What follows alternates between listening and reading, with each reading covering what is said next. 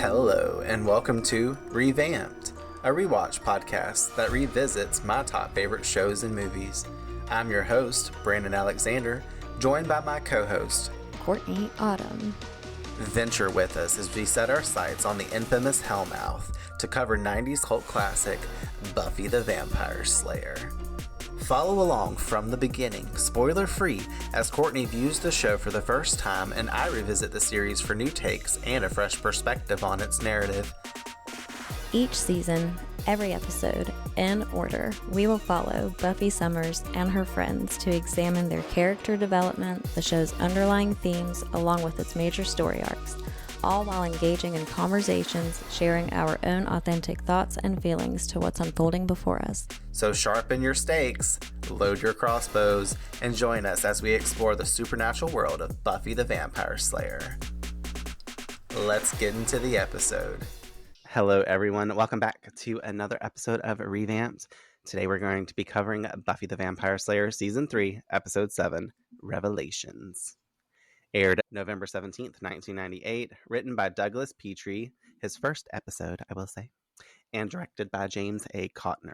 We had, last episode was Jane Espenson's first episode writing, and now it's Douglas Petrie. I thought for sure Douglas Petrie had been on the show before, but probably not. And I probably just know that because I know a bunch of other episodes that Doug writes. Old Doug. Do do do do do do do do do do. Y'all know? You'll have to put that clip I know y'all know.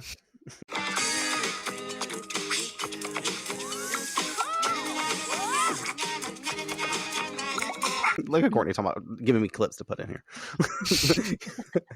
Me all throughout the episode.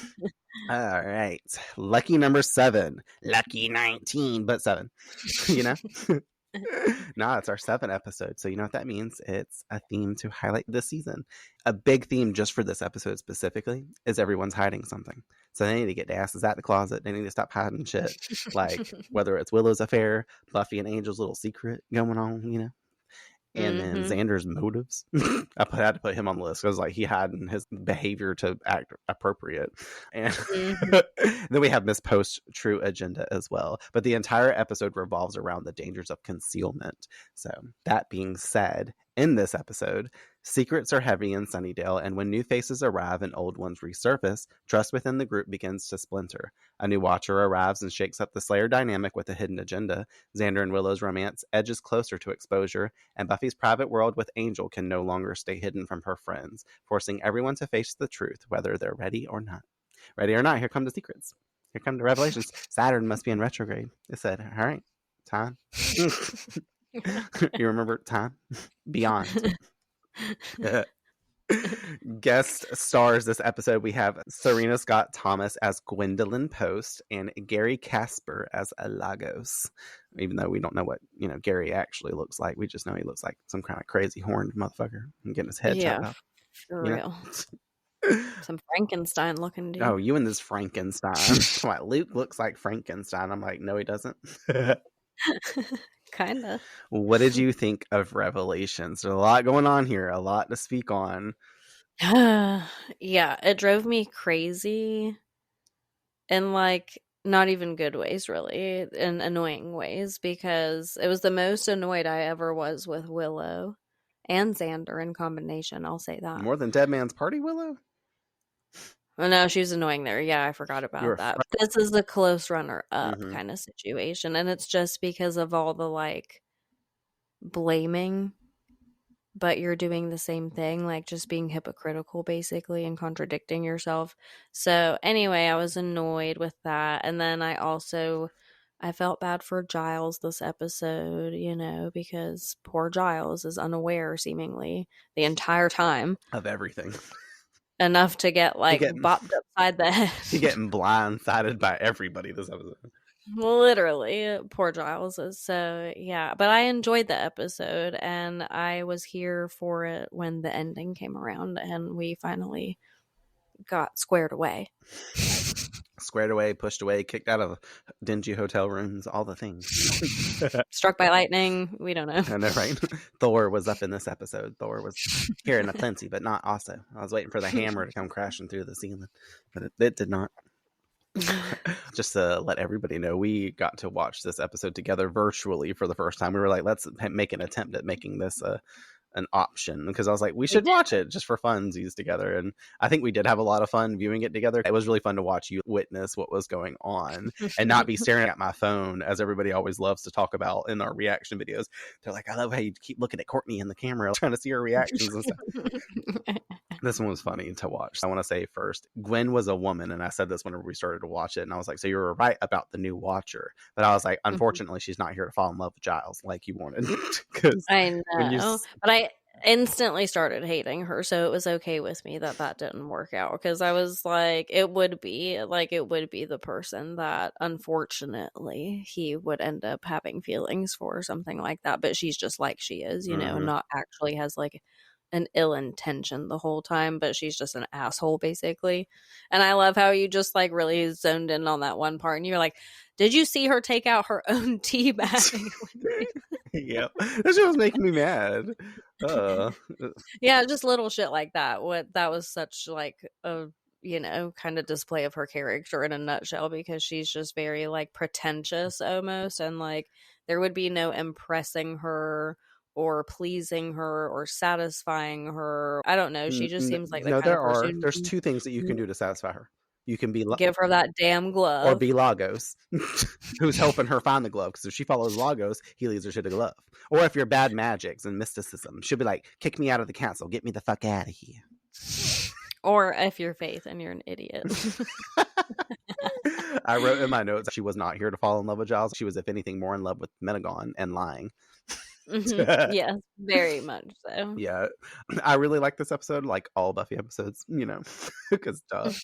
But for real, I think the inclusion of the Watcher basically being a red hair to say, as we usually do, but it like ultimately being a fake out, and the fact that it drags out the whole episode also is a whole thing, because you think that she's just a bitch the whole fucking episode, you know what I like? Yeah, like, exactly. She's just a rude, prude, stuck-up bitch, and yes, she is those things, of course, that's true, but she also has the ulterior motive. I really enjoy that element, and then I also like the beginning connection between Faith and Buffy.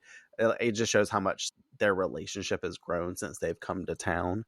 Like they're buddy, you know. We saw that a little bit in Homecoming, whenever she was like asking Buffy out on that date, and she's like, "Let's go to Homecoming together, and I'll like eat you out after," all that stuff. That's exactly what she said. No, take you out to eat is what I meant to say. Sorry, I don't know what lesbians do. She said, I've got some scissors. Yeah, I'm just kidding. All right, any of our lesbian people listening?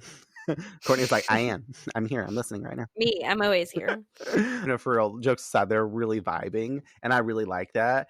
I'll obviously mention it more in detail later, but I really take it to heart at the very end of this episode when there seems to be like a strain between them. I don't like that. I'm not going to say whether that goes anywhere or if it doesn't, how that gets possibly fixed or does not, like whatever. But just at this time, I'm basically watching it with like the, you know, out of my mindscape that like I know what happens in the future. I'm pretending I don't know. So right now I'm really upset that like Faith was like doing all the things she did. We'll talk about it, but I also really like the revisitation of getting more of the Xander issues, because I know I basically opened the show in season 1 and be like, there's going to be a handful of times that Xander is going to annoy the fuck out of you, because it just like he canonically frustrates people with these certain types of actions, and these are just like my I told you so moments kind of thing. So when I was watching this one, I was like, well, it doesn't paint him in the best of light, but I was like, I'm gonna stay strong on the choices of both like good and bad that he makes on the show, whether they are good or bad. I'm gonna point them out for everyone. I mean, I'll do that, because I mean Buffy's gonna probably have her moments. I'm like, what the fuck's she doing this episode? Like, you know what I mean? Everybody's gonna have it. Willow's apparently having it every episode in season 3. So if you know, in your opinion, season 3 is her worst season so far. Just kidding, not really. But yeah, no, I really like how the story weaves a little more than it has the element of his and Willow's affair too. Like we get not necessarily, I mean, we are still seeing more for him, and like we'll talk about him and Willow and Giles in the library later, because that was really funny what happened whenever we were watching it together. But Willow is basically starting to crack in this episode. So she's kind of like on edge, and she wants to basically have her breakdown moment enough to where she's almost about to confide with Buffy. She's like, I gotta tell somebody, it's eating me up inside. She is relating to Buffy in that way too. So she feels comfortable because of Buffy's situation and how it comes in unfolds with Buffy. She's like, oh, Buffy had a secret. Well, maybe she'll be okay with my secret, because like, she ain't going to judge me, because I'm not going to judge her, so she'll meet me maybe with that same reciprocal action. I'm basically saying all the notes that I'm going to say later on in the episode. And I don't have, like I said, I don't have this written down. So it's little things that I like, and, you know, element wise in the show. My favorite element, though, is the fight sequence that we get between Buffy and Faith, whether that be the one in the beginning where they're kicking vampire ass or each other's asses later on. It's got a lot of action in the episode, a lot of fight sequences in general. Angel's fighting, like the gang are coming in trying to help fight and stuff. Gwendolyn Post is beating everybody to death with various items. So I don't know, but let's not waste any more time. Let's go ahead and do the walkthrough. I knew you were gonna say that. Let's. We open at a busy night at the Bronze. The gang, minus Buffy, is hanging out while Dingo's Ate My Baby finish up. Oz joins them, except there are 0 seats. Cordy's not about to let her lap be won to Xander either. Jeez. He's like, I just like you. Okay, well, good. This is the kind of energy we actually need. Yeah. Willow and Xander are still in that awkward, guilty flirting zone. You know, the theme we're definitely clocking now. And that's very beautiful. I think it's great when 2 people like 2 people and want to be close to them instead of anyone else. That quote that she makes is so fucking awkward, the way she says it too. She's like, 2 people that like each other and just want to be close to them instead of anyone else. Like, I've obviously at this point put the clip in here, but that shit is fucking awkward, the way she looks. And she's like all high pitched when she said, I would have been like, girl, you okay? I know. She makes herself so obvious when she's guilty. Literally, though, like, it's right there on display. How does your boyfriend that literally probably spends the most amount of time with you ever, and then Cordelia, who clocks and watches everybody, not be like, girl, like, what medication did you get re-prescribed? Did they up your milligram of something? Like, because, you know, Cordelia loved to be like, take a pill. She can be like, which pill is you on today? She'll be like, you got some Adderall? You didn't share? Well, Willow, what drugs are you doing out back? She said, you've been hanging out with them fish monsters taking their steroids. For sure. Well, speaking of Willow, she's trying to deflect all of this stuff that's happening because, you know, they knock all the fucking cups down and go all crazy in 2 seconds. She brings up Buffy in her deflection, and she's noticing that she's been off lately, questioning, has anyone else noticed as such? Let's see. Killing zombies, torching sewer monsters, and no, that's pretty much the same old Buffster. Buffy's just seeming more withdrawn of late. Cordy jokes maybe Buffy's got a new man. Xander concludes that she'd totally tell them because they're the best of Buffy's bestest buds. I actually really like that quote. It's not my quote for the episode, but I was like, Buffy's bestest buds. It's the triple B. And then we cue Buffy herself, walking up just in time to overhear asking, tell me what? Willow spills they think that she's hiding a boyfriend that they made up unless they didn't. Buffy snarks about the gossip table, but admits that she is actually going out tonight with someone. Faith, who swoops it right in on cue to pick up her girlfriend B. Her girlfriends. And I love this. Her lover. Yeah, what's up? Hey, time to motivate. Really, we're just good friends. Yeah, okay, girl. Anyways, you love that. Okay, but why do I want, instead of clipping us over to the graveyard at this point, I want to clip over to see Buffy and Faith passionately making out in the graveyard as vampires just eat someone in the corner or something and they're distracted. I was like, why can Buffy make out with Angel hardcore in the cemetery all the time? He's not in the picture anymore. So her and Faith better get to it. Faith got them dark ass sexy lipstick lips on too. And she came prepared with luscious, enticing looking lips. Like, I see you, Faith. We know what you want. We know what you want Buffy to know that we can see, you know, and want us all to know about how you know you want Buffy's lips on yours, you know? Like, why did we not clip over to that? It's no longer called a fashion watch. It's called a lip watch for when someone looks like they just want to get made out with, apparently. Well, that's going to be all season. Anytime Faith on this damn show, I'll be talking about her kissing Buffy. It's just the queer in us. We want to make everything I want to make everyone gay.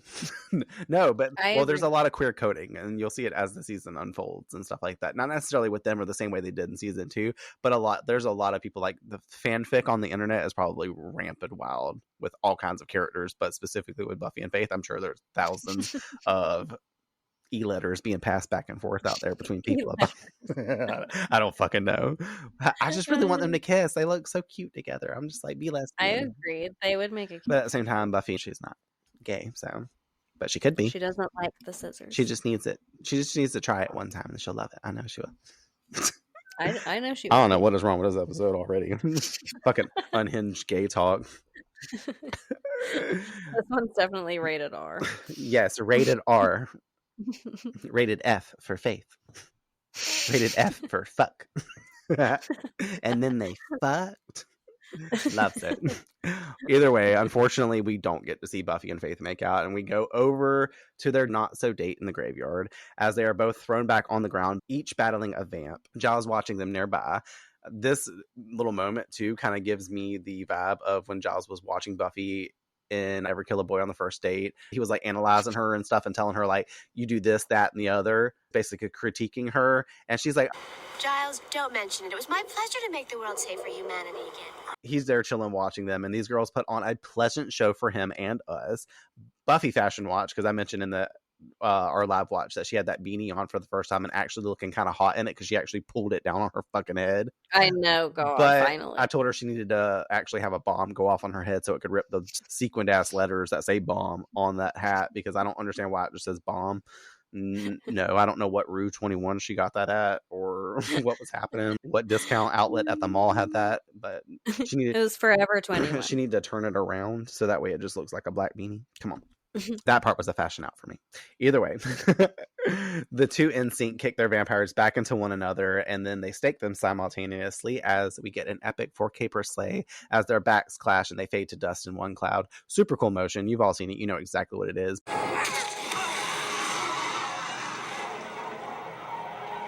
Synchronized slaying. New Olympic category.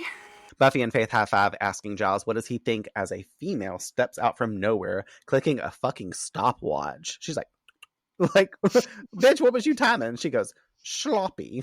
I know, like, who are you, bitch? But she calls it sloppy, adding some more negative vibes about their sleigh flow. You telegraph punches, leave blind sides open, and for a school night slaying, take entirely too much time. Which one of you is Faith? Faith sarcasms, well, that depends. Who the hell are you? And the woman clarifies, Gwendolyn Post, Mrs. Your new watcher. Giles appearing stunned along with the girls. And this is the part where I say it kind of reminds me a little bit extra of Never Kill a Boy on the First Date. Poor technique. Prioritizing subpar.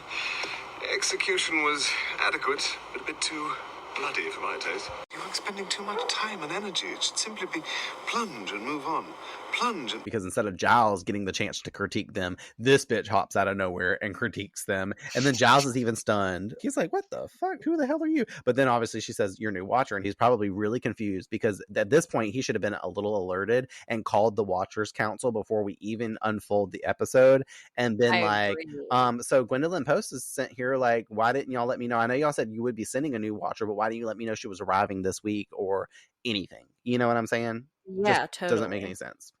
But well, because it would have solved all the problems way too early. Yeah, so we can't that have just isn't an option. Well, you know what the other option is? Starting the episode. To fade to black and cue the Buffy theme. I should have said Typhrine. First thoughts on the new watcher. Obviously, I know you said that she came in like a fucking bitch and stuff like that, but when we were watching it and she popped it on the screen before you knew she was going to act like a crazy bitch, were you just like, oh fuck, this is the episode or anything like that? I was initially excited because, I was excited for Giles to have like a potential love interest, and what more perfect of a person than a female watcher, because then they have like something so relatable. So of course, like initial impression, I guess, was like excitement, but also slightly worried because, every time we see a new face around here, it's not usually the best. So instantly put on edge after her attitude was displayed. But like you said, I went for most of the episode just thinking like she was just an asshole of a person and not really much more to her than that. But we found out otherwise, so... Sad. Once again, as usual, I wish that I could really remember my first time taking it in and be like, oh shit. Like, I do remember watching the episode the first time, but like I really remember the full spectrum of the episode versus just like what I felt in the scene. But I feel like it would have kind of had to have been the same thing. I'm like, oh hell, another bitch. But also I know, because I still kind of have this impression, I really don't want another watcher. Basically, as we clip back in a little bit, and Faith is like chilling in the library with that bitch, and she's like, you're not needed here, so you can like get the fuck out of here, because, you know, authority figures seem to kind of end up dead whenever I have them. Like, I thought I would have been on that, because especially later on as well, jumping so ahead, whenever she's like, Giles is okay, whenever Gwendolyn's in her apartment trying to like, her apartment, that bitch, the rundown hotel, motel, it ain't even a hotel, that's a motel. She's like, Giles is okay, and I feel like I would be like, oh, I like Giles, I like Buffy, why can't he just have two Slayers?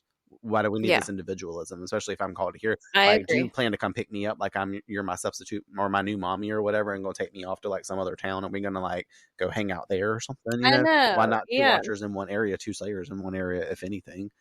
I don't know. I guess the undermining might be a problem. Who really knows? But that's not what happened. Faith obviously likes how things are going with Buffy and Giles. You can tell. Not to mention her and Buffy seem to be getting along so well. So I feel like this adds a layer of heavy energy that is the vibe of Opposite Day by episode's end, making this moment bittersweet to watch when you're viewing it, because knowing how things are kind of strained with post-arrival and everything else that goes down with her antics and shit like that, you're kind of like, damn, you came in and really ruined a good thing, you know? Yeah, for sure. I've said it 6 times, I think, already since like opening thoughts, but like, I really got to make it known that, y'all, this episode upsets me. But unfortunately, it's not up to Faith, as Miss Post nags Giles about his book collection and stomping on all of his toes. Because she's like, well, there are all of 7,000 books in here, and I've got the nerve to be challenging you about your archive. And I hate that because she's talking about that one fucking book. She's like, do you have the such and such compendium? And he's like, yes. He goes and grabs it. She's like, of course you do. Like, it's a fucking some Amazon regular that everybody orders. You know what I mean? Like, it's not the first 2 that she did. He's like, it's on order. Like, she's like, well, I have 6 copies. Well, bitch, why don't you shove them all up your ass with everything else that's upsetting you in fucking life? Like, damn. I wish that later on he would have been like, so are you still looking for that glove? I have it. Because then she couldn't have been like, of course you do. For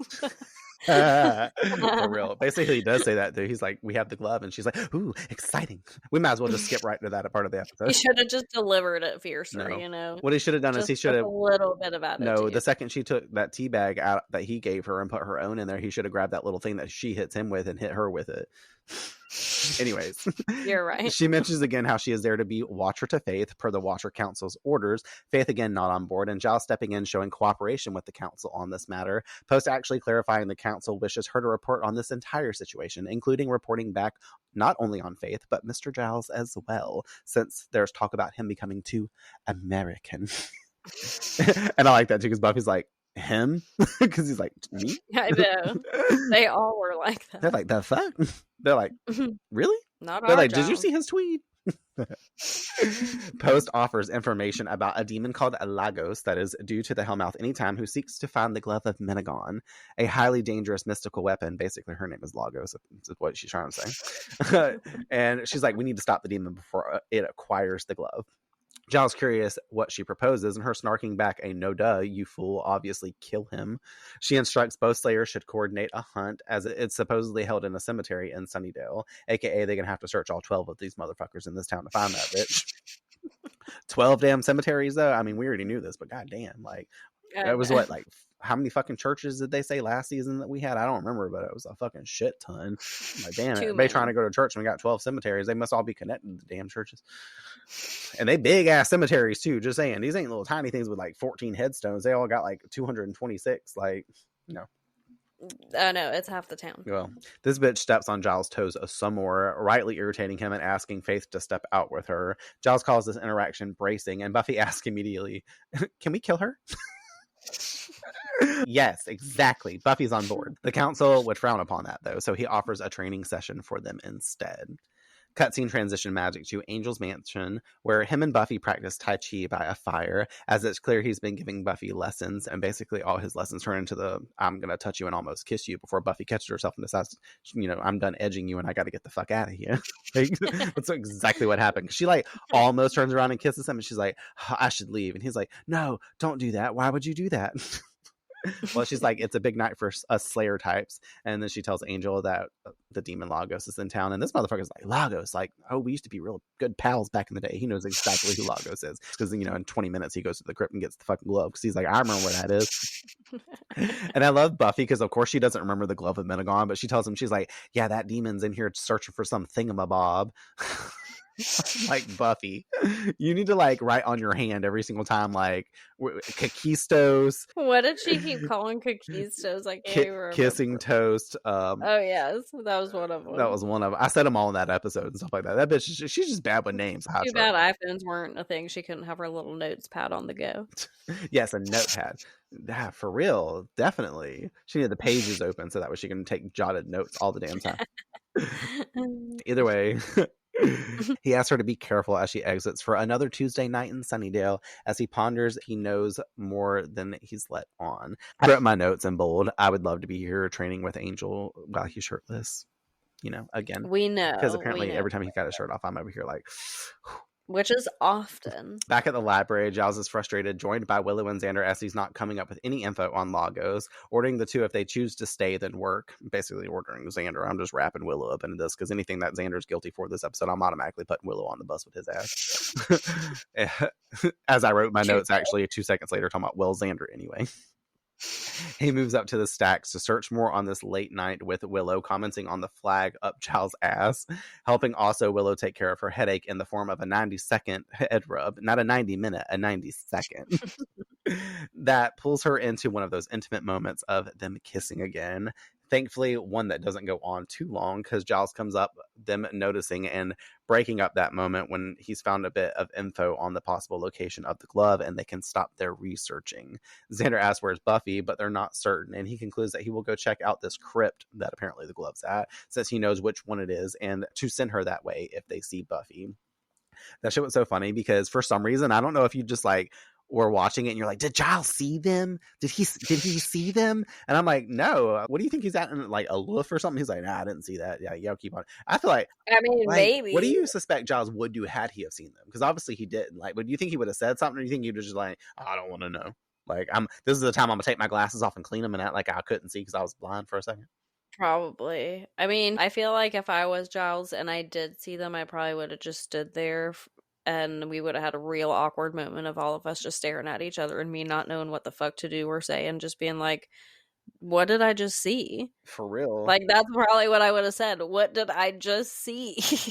He's like, we ain't got time for this shit. He's like, what is happening? I'm like, listen, okay, I'm going to pretend for 24 hours that I didn't see that. But come tomorrow, if we have a momentary lapse of chaos where nothing's going on, then I'm going to address this issue. But not until then. I don't know what the fuck he would have done. He's like, he goes in the office and he calls Cordelia and tells Cordelia everything.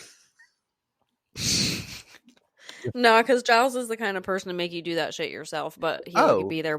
He'll be there watching. No, but if they had caught Giles 5 seconds before he found the glove and knew he could one up Miss Post, then he would have been in there calling Cordelia and Oz because he would have been feeling spiteful, and he was like, "Well, I'm gonna get somebody in trouble because I'm mad." You know how people act out of anger. No, because if he would have told Cordelia and that glove would have been around, Cordelia would have put on the glove and then everything would have been over. I'm so glad I said all this and pondered the perception of Giles finding out, because now Cordelia's got the fucking glove a minute gone. Now Cordelia's gonna take over the world. Now Xander's immediately her bitch for sure. So is everybody else. Well, we know Willow's the first one out of here. Everybody's a Cordette now. No, what do you mean? Buffy the first one out of here? She's gonna be like, well, you can slay me if I do something to Willow, so I gotta get rid of you first and then I can kill everybody else. Hell.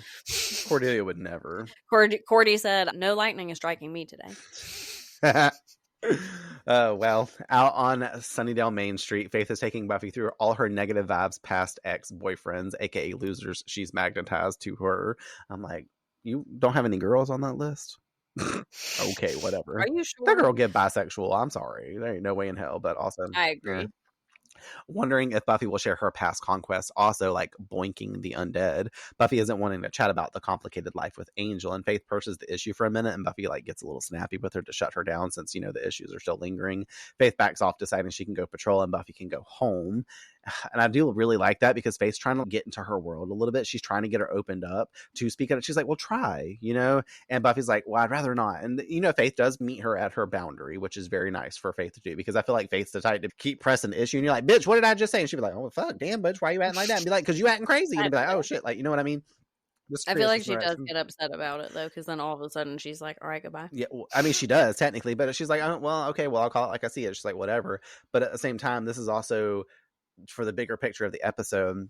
This is where it kind of makes her feel like Buffy's not wanting to open up to her. So she's like, well, I thought we were opening up. So I'm sitting here telling you about what I did with my boyfriends and stuff like that. And you're like, you all had sex with a damn vampire and you don't even want to tell me what that was like. Like, I want to know. Well, I'm going to go fuck one too. She's like, don't make me go find out for myself, because I will. She want to have a threesome with a vampire. That's why she's trying to ask Buffy. So, you know. I know. That's why she got mad about Angel. Yep, left. We cut over to Faith. We cut over with Faith in Sunnydale. That's not what we do with Faith, actually. I keep going off of these tangents and getting so lost about what I'm doing in my notes because I'm getting all hot and bothered with these like lesbian action scenarios with Faith and Buffy. But obviously Faith's gonna go patrol, and we cut over with her to Shady Hill Cemetery as she stumbles upon Lagos rummaging aggressively, might I say, through mausoleums and tombs. Son of a bitch, it's my lucky day. She charges him and takes him on, but he tosses her away twice like she doesn't fucking matter, because she all runs at his ass and he slings her across the damn cemetery. I know, like she's a doll. And then she runs back at his ass. And like, I will say, I can like really honestly say it later, but I don't know if you really paid attention. She does this move where she punches in sequence, like she almost does a backhand with her fist and then follows it up with her other fist, like it's like pop pop. She does it again later to Angel. I'm pretty sure it's Angel. Whenever she's fighting him, it's like the same motion. I'm like, Faith, is that your like signature move? She's like, yeah, 5x5. You know.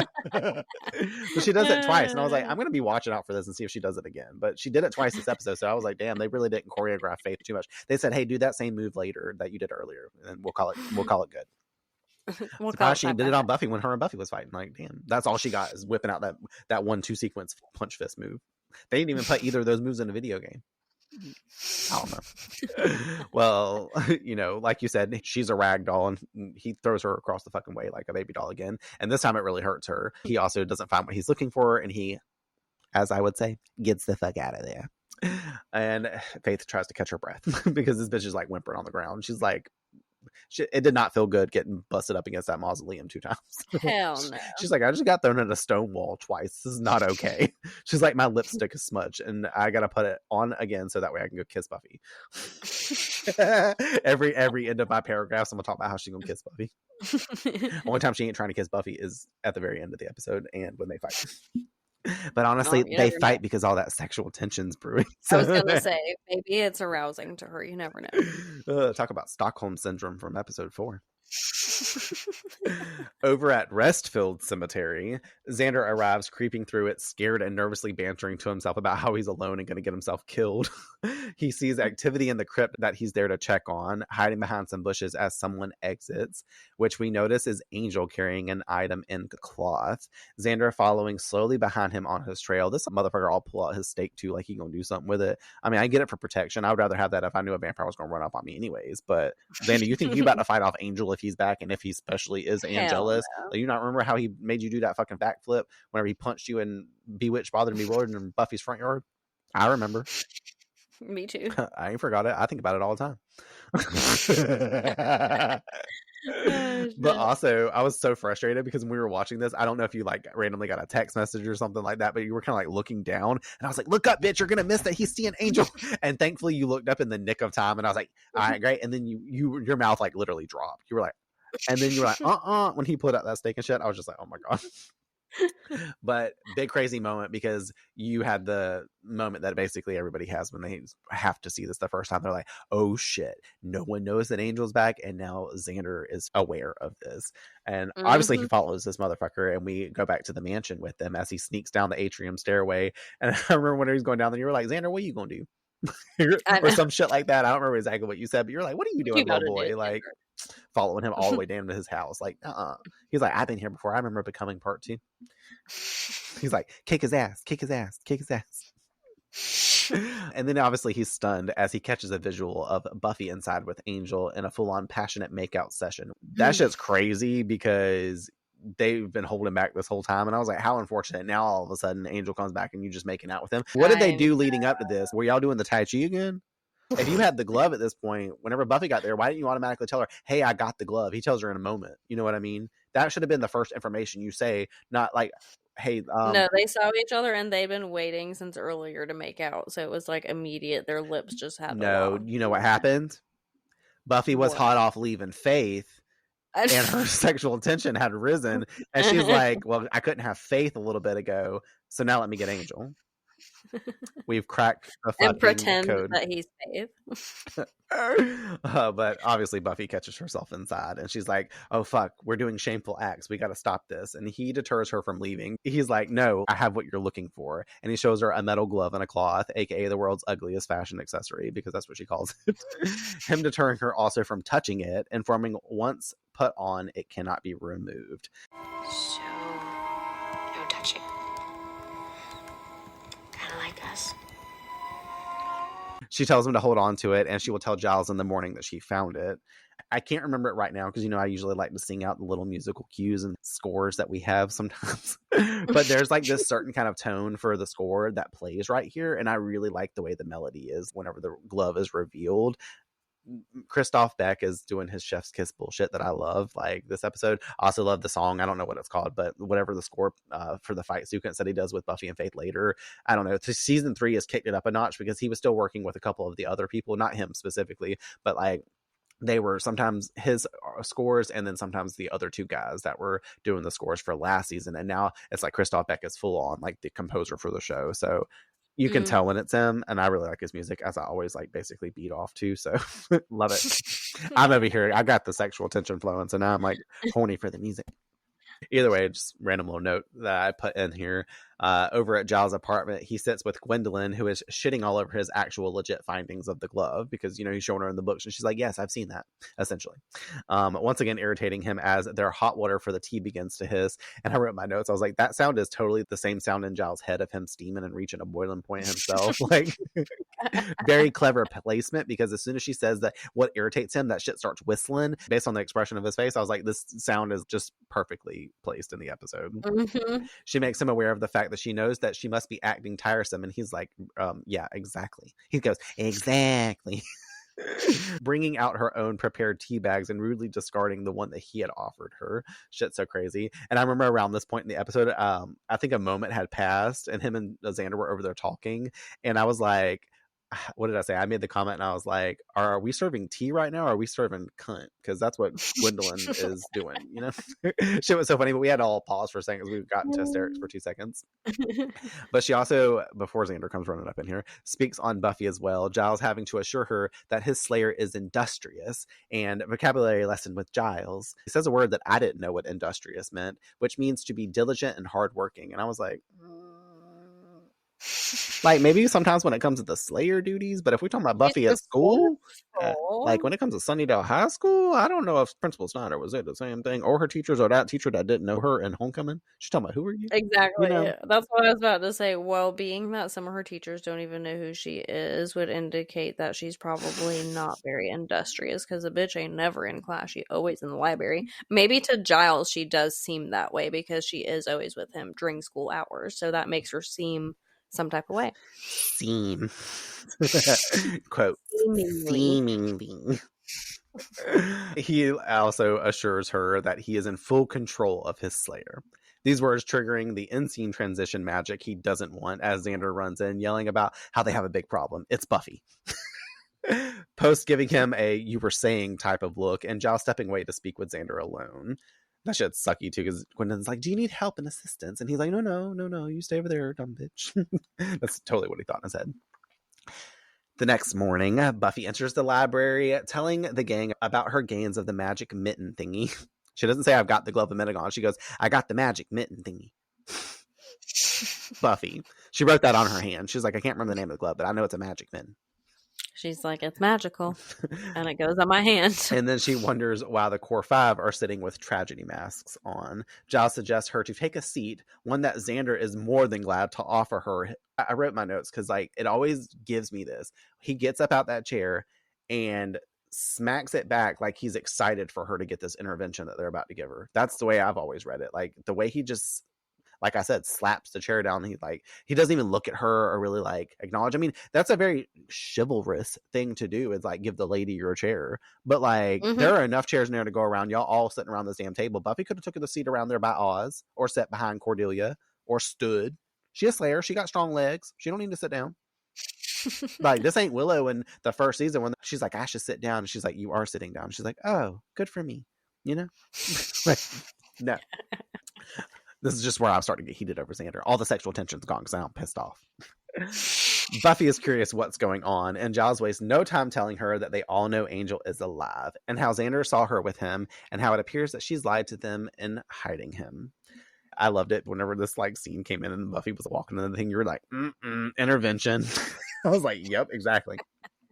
Willow navigating the situation, trying to bring in Joyce's vibes to keep this convo with Buffy level-headed. She claims it isn't what they think, and Xander immediately chimes in. He hopes, noting he thinks that she's harboring a vicious killer. Her taken aback and silent, Willow again clarifying the non-attack Buffy approach, used the I statements. I feel angry. I feel worried, for example. Cordelia expressing how she feels. Fine. Here's one. I feel worried. About me. Last time around, Angel barely laid a hand on Buffy. He was way more interested in killing her friends. But he's better now. Xander condescendingly asking her better for how long, wondering if she's even thought about that. She gets annoyed at this demon's anonymous intervention that she does not need. I love how she calls it an intervention. You were calling it an intervention. We can all see it's a setup for an intervention. Giles disagrees and insists that she knew that it was wrong, obviously, or she wouldn't have hidden it. And I'm like, ooh, kind of caught. She claims that she was going to, but she didn't know what him being back meant, needing to wait. Wait for what, though? For the next time she gives him a happy, Xander snaps back. Her assuring that's not what's up. Oz chiming in to say, yeah, but you were kissing him. And I'm like, oh, fuck. Buffy growing angry at Xander for spying on her, because obviously, you know, they're like, Xander's tattletaled on me. And she's like, what gives you the right to do that? And Cordelia wonders, what gives you the right to suck face with your demon lover again? Buffy claiming falling on his lips was an accident, aka, because, you know, Xander quotes, he's like, what, you just fell on his lips? I'm like, Xander, it's not for you to worry about whose lips she fallen on. You just mad because it wasn't yours. Which is going to come up again in 2 seconds. And she agrees that it was wrong and can't happen again, expressing that they have to believe her because she wouldn't put them in any danger, especially if she thought for a second that Angel would hurt anyone. Xander cutting her off to again snark a low blow. You would stop him, like you did last time with Miss Calendar. I'm surprised Giles didn't say anything. Like, Giles had to bite his tongue basically this whole conversation until he had enough. But the fact that he still brought up Miss Calendar, like, and the way he's saying it too, like, yeah, sure, maybe remind her that things didn't go so well, and it's right for them to be on reserve and upset and worried because they knew Angel was gone, and now they don't know under what pretense he's back. Even though Buffy has told Willow and Giles that he was re-ensouled whenever she sent him to hell, and they understand this is why she was hurt so bad and had to leave.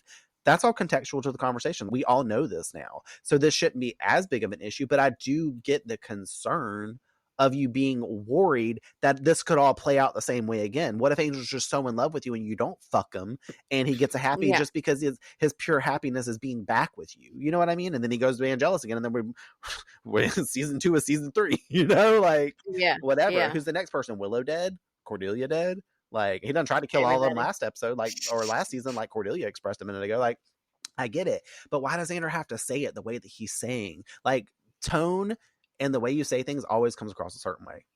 Like, we can all speak and communicate. I don't know. It goes back to them being 17-year-olds and him just being fucking the way he is, which we'll get into. But, like, it bothers me. I agree. Willow adds that she thinks that she can't see straight when it comes to Angel, and that's why they want to help her face this. Buffy thinking they will trust her more when she tells them about Angel finding the glove and how he safeguarded it for the time being. Xander calling this the best plan evs, because he's like, yeah, leave that weapon with some guy that's scary, and he starts to storm off, concluding that she will leave them to clean up the mess. She grabs his arm too, and I was like, I hope she accidentally rips his arm off with her Slayer powers like she does anything else. But she snarks back to him. You would just love an excuse to hurt him, wouldn't you? I don't need an excuse. I think lots of dead people actually constitutes a reason. Right. This is all nobility. I mean, this has nothing to do with jealousy. Hello? Miss, not over yourself yet? Don't you start with me. Ooh, damn. So she knows that Xander technically would probably still get with her at any moment, even though technically he's with Cordelia. And I love how Cordelia actually kind of speaks up in that moment. She's like, hold up, bitch. Like, that's my boyfriend. I'm like, well, bitch, doesn't he like talk about Faith all the time? He's over here actually fucking Willow behind your back without putting his dick in it yet. Like, yet, because we know that's what's next if like things start to unfold really, truly the way they could. All they need is one more bedroom scene in Willow's room putting on some damn tuxedo and like it's all over. It's curtains. But whatever. Willow starts to freak out. Charles, no one's doing the I statements. Giles settles this by saying that they have all expressed their concerns and they can break this up for now. And her actions, however ill-advised, are now understood, reminding them of the priority being they need to take care of Lagos, destroy the glove. And then he's like, now get the fuck all after your classes. We will have more to say, obviously, on Xander later. But I remember when we were watching it, we had the quick combo about Xander and his bigotry. And we were like, why don't you tell them about you and Willow? Like, you want to sit here and point fingers at Buffy right now. But since you want to act all high and mighty and be hating on Buffy so much, share some of the downward looks and negative vibes that she's getting.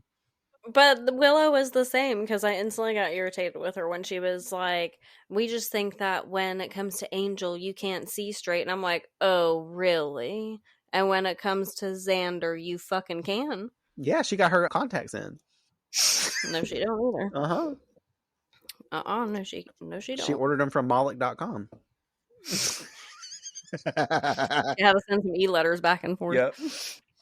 No, that shit's irritating as fuck. Because, like, these two, of all people, they're her bestest friends, and they're doing some bullshit, but they got this, like, heat on Buffy. I'm like, I mean, it's not the time or the place. But it's, like, deflection at its finest, too. You know what I mean? Like, of course, you're gonna really hone down on someone's bullshit, even if they're doing the exact same thing you are, because it takes the heat off of yourself. Yeah.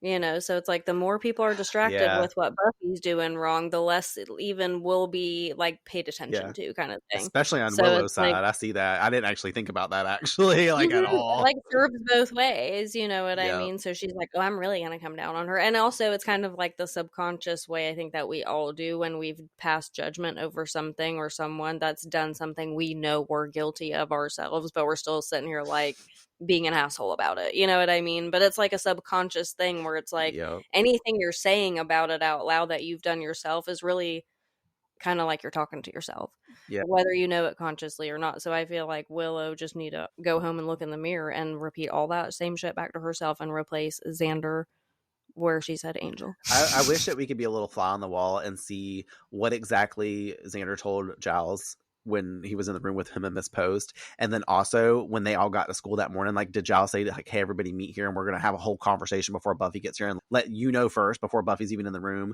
like, that Angel's here. We're going to let everybody in the gang but Buffy know that we all know that she don't know that we know. And then when she gets here, we're going to tell her we know in front of her and like catch her like on the spot. Like, who isn't going to react kind of like Buffy does, whether it's an intervention or not, when you all sit in here ready to like bag on her for like the whole fucking Angel being back thing.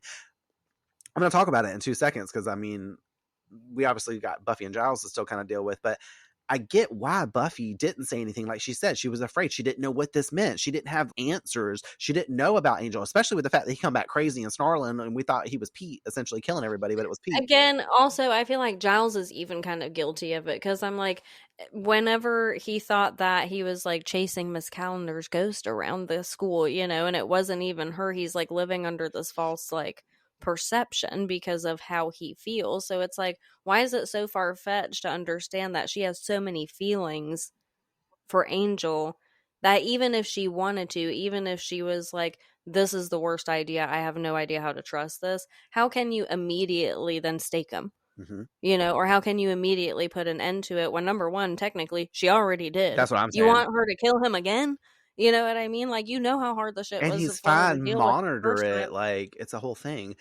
Exactly. So it's like she can't know within 5 minutes if he's really like healed or if he's normal or whatever. So it's like, forgive her, you know, for like wanting to make sure before she really chops his fucking head off. It sucks because one of the things that we don't really get, like I said, fly on the wall kind of vibes. we don't know how long it's been. We obviously know band candies happened, homecomings happened. So it's been at least a couple weeks or so that Buffy's been sneaking off because that's what she was doing with Angel and band candy. Were you at the bronze? No, I was with Angel, but y'all don't know that, so I can't let you know that I know that you don't know. I mean, all the things. I don't want to go down that tangent again about the nose. But like, it's a whole thing that's been happening. So it's this, it's tricky territory, but like, I get it. But so that way we can discuss a little bit further. Moving into Giles' office, gotta stop for 2 seconds to say that I called out the little cute plaque that says Mr. Giles. That made me smile. We were like melting. We're like, can we have that plaque outside our door? It was so cute. It just, I'd never seen that before in the show, but right outside his office door, it just says Mr. Giles. Buffy follows him in there and she starts thanking him for having her back in there, but that was not what he was doing. Having a tense moment to inform her because he looks at her and he's like, be quiet. I'm like, ooh. And then you did the same thing. I didn't really say it, but you did. You took my like stance on it. You were like, ew. And then obviously he lets her know what he thinks of her actions and Angel's return from his true perspective. I won't remind you that the fate of the world often lies with the Slayer, or with the point.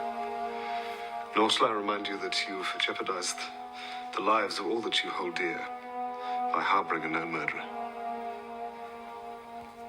But sadly, I must remind you that Angel tortured me. For hours. For pleasure. You should have told me he was alive. You didn't. You have no respect for me or the job I perform. He's basically never said these things to Buffy.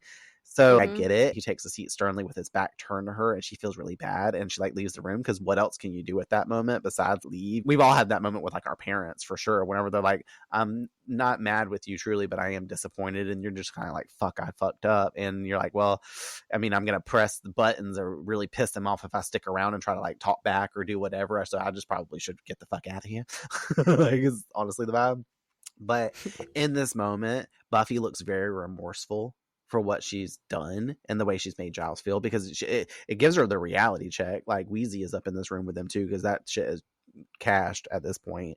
And I feel like Giles is right in this moment because what I wrote in my notes is like, if she told him about Angel's return, he would have trusted her. And he would have honored that Slayer Watcher loyalty that he relies on. And that's why right now in this moment, he's so upset because of everything that's happened last season. He probably could have been like, let's not tell the others right now. Let's figure out what's going on with Angel. And also been like, hey, Buffy, we need to make sure that what happened last time does not happen again. So maybe it's best you not see Angel. Maybe I'll go talk to him. Maybe I'll go take him his blood. You know what I mean? All of this. So that way we can put a little bit of a barrier in between until we know what's going on. And maybe maybe Willow said something incorrectly and he's only got 3 months with this soul, even though he's been down in hell for 300 years. Like, you know, he's 722. Yeah. Like he's got cloven hooves now on his feet. Like the whole thing. But by hiding it, she hurt the trust that she had with him. And even though I get where Buffy's coming from, like we were just kind of saying emotionally, he even to the group essentially stood up for her so she wouldn't be getting attacked because he was seeing that this was a point that was not getting the way that it needed to be. It was not unfolding in a pleasant way. It was not positive vibes.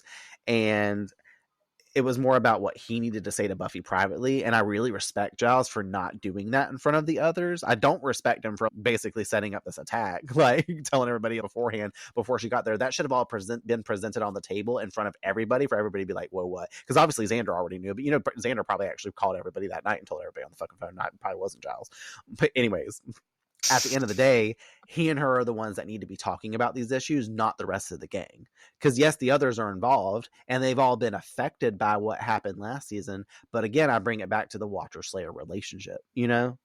So like, I get this whole like problem, this whole blowout, but I also like, I feel like I'm in trouble with Buffy whenever the scene unfolds. Like whenever Giles comes down on her, we've never seen him act this way before. So he's obviously offended. Not like that. I don't know. Like, no. What do you think about like Giles? Do you like feel like you agree more with Buffy on keeping it hush or like Giles' perspective? I don't know. I mean, I can understand both sides, but I feel like, of course, it's Giles' responsibility to clearly watch over Buffy. So there's got to be a sense of uncomfortability just having a notion or an idea now that she's kind of almost having this secret life in a way. And now she has even more of a reason because of who it is to keep it from everyone. So I think they can understand each other and why the things are happening the way they are.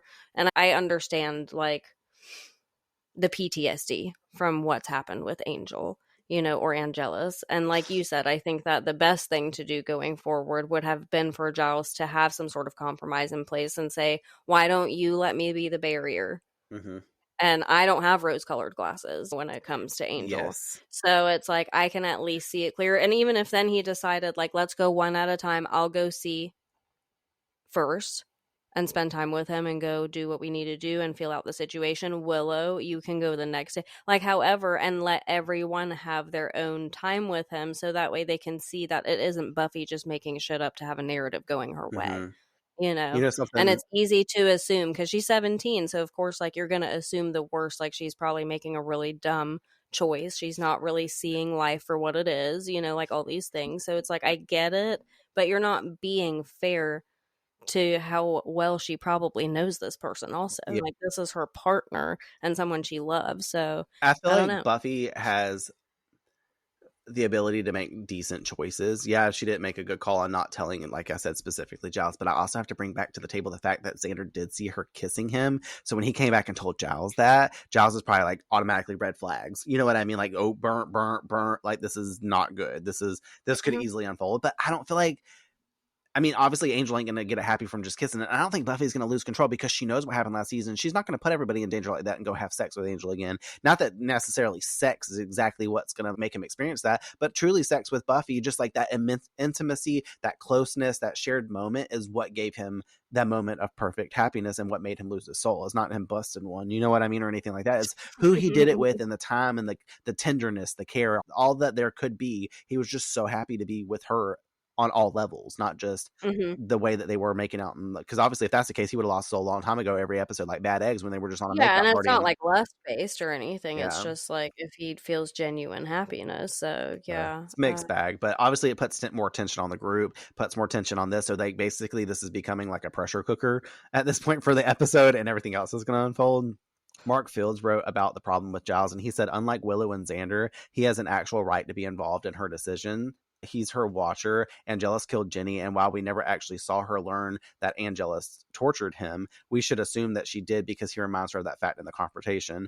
Moreover, Giles was not involved in Xander's lie, nor the confrontation in Dead Man's party, so her failure to tell him is utterly inexcusable under these circumstances. It's hard to disagree with Giles when he tells her the final statement. It's harsh, but true, and Buffy knows it, and that's probably why she leaves the room she does. But he says, Buffy may have demonstrated the ability to behave like an adult in band candy, but completely blows it right here, because obviously she had to take charge in that episode, and that was just coming off last episode, and now we're here at this point. So I was like, damn. But I'm gonna move along for now because I'm like woo, it's a lot, but it's a tough scene to get through and stuff. And we feel, like I said, I feel like I'm in trouble. Like when Buffy walks out of that room, I'm just like, damn. I'm like, can y'all just hug real quick? That way he knows you still love him. Like, I want you to at least look at me like my mom would be like a bitch to me back in the day and be like, I'd be in trouble. She'd be like, Mama loves you though.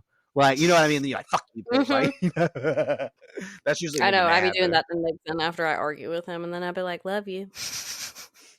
Better be lucky that motherfucker don't talk a lot. He in his head saying all kinds of shit about your ass. Probably. You ain't lying. He over there. He goes in his room. He looks in his room. He's like, I love Nixon so much. That motherfucker my favorite. Okay, getting back into the episode for real. Over at Faith's motel, she answers the door in the dead ass sunlight with a steak at the ready. Miss Post is standing there before her, who obviously is not a vampire considering it's daytime and the fact that she knocked. And she makes that point. She's like, vampires rarely knock. And I was like, okay, rarely must mean literally rarely, because Kakisto's knocked. Like with 3 vampires at the door and a dead guy. So you this must be the rare situation you're talking about where they knock, because that's what they do. She comments on Faith's residing space. Faith sarcasming about the decorator having just left, because, you know, that's clearly false. And I was like, okay, but this is the point where I'd be like, well, the decorator was just here. She taped all those pillows to your little pole over there so that way you could have a punching bag. I had to call that out. I was like, you see that? And you're like, yeah.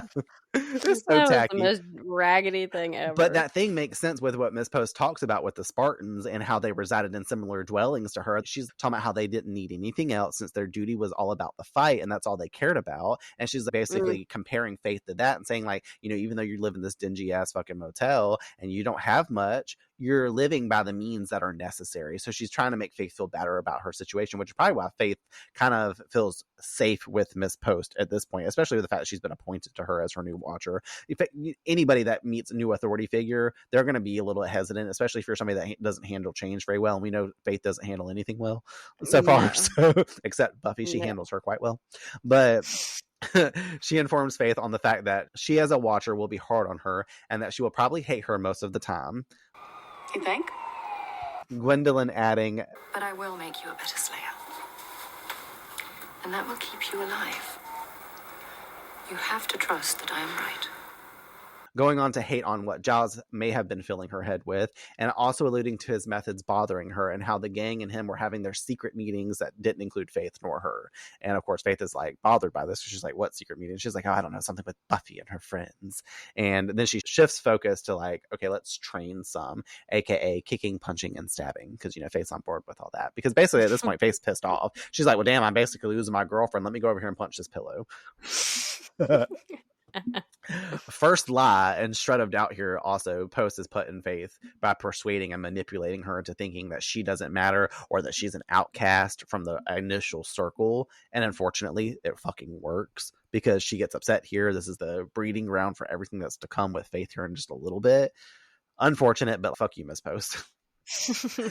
In the halls at school, Buffy interacts with Willow, who is not so much upset with her about all of the issues that are happening, being I statement girl and, you know, having zero hate for her and understanding. She gets the whole keeping secrets things. Secrets are normal. Secrets are good. Better yet, they're awesome. Must be a reason why we keep them, right?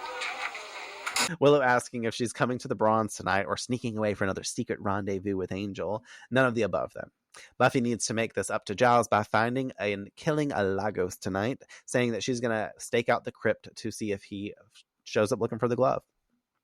At the Bronze, we clip over and find Xander playing pool alone. Faith arriving there, wondering why he looks pissed. And he isn't feeling very chatty for once. Faith snarking that she knows what they were talking about behind her back today. And I'm like, do you though, Faith? You actually don't know, but you come in here like hating on Xander for this. She's like, I bet they're all at the Bronze hanging out. I'm gonna go be a bitch. Like if Xander hadn't been here just by himself, was she gonna show up and come to the gang and be like, what the fuck was y'all talking about? She obviously came there. She didn't know Xander was just gonna be there. She just assumed maybe Buffy and the gang were hanging out there because that's typically where they are, or where she can find Buffy. So was she coming there to confront Buffy and found Xander? Like, I really don't know, but it's unfortunate that she found Xander. And she's like, is that right? And she's like, yeah, more about this glove deal than they're letting on. And Xander's like, well, let me clue you on the real news, forgetting that he has to tell everyone that Angel is still alive. Back in town and towing around the famous glove, Faith, not getting the info that she deserves, is fearful of Angel that with that glove might harm a lot of people. Xander saying that Buffy didn't seem to care whenever they mentioned that effect. Faith bothered that she didn't tell her about it. Xander now adding Buffy says Angel's clean. So at least he does tell her that she says Buffy's Angel's clean. Like he has a soul again, whatever, that's what he means by it. But Faith offers that she does her job before they find out, aka she slays. Xander asking, can I come along with you? And then leaving with her. Xander, you're not about to be like, oh, we probably shouldn't do that. We probably shouldn't do that.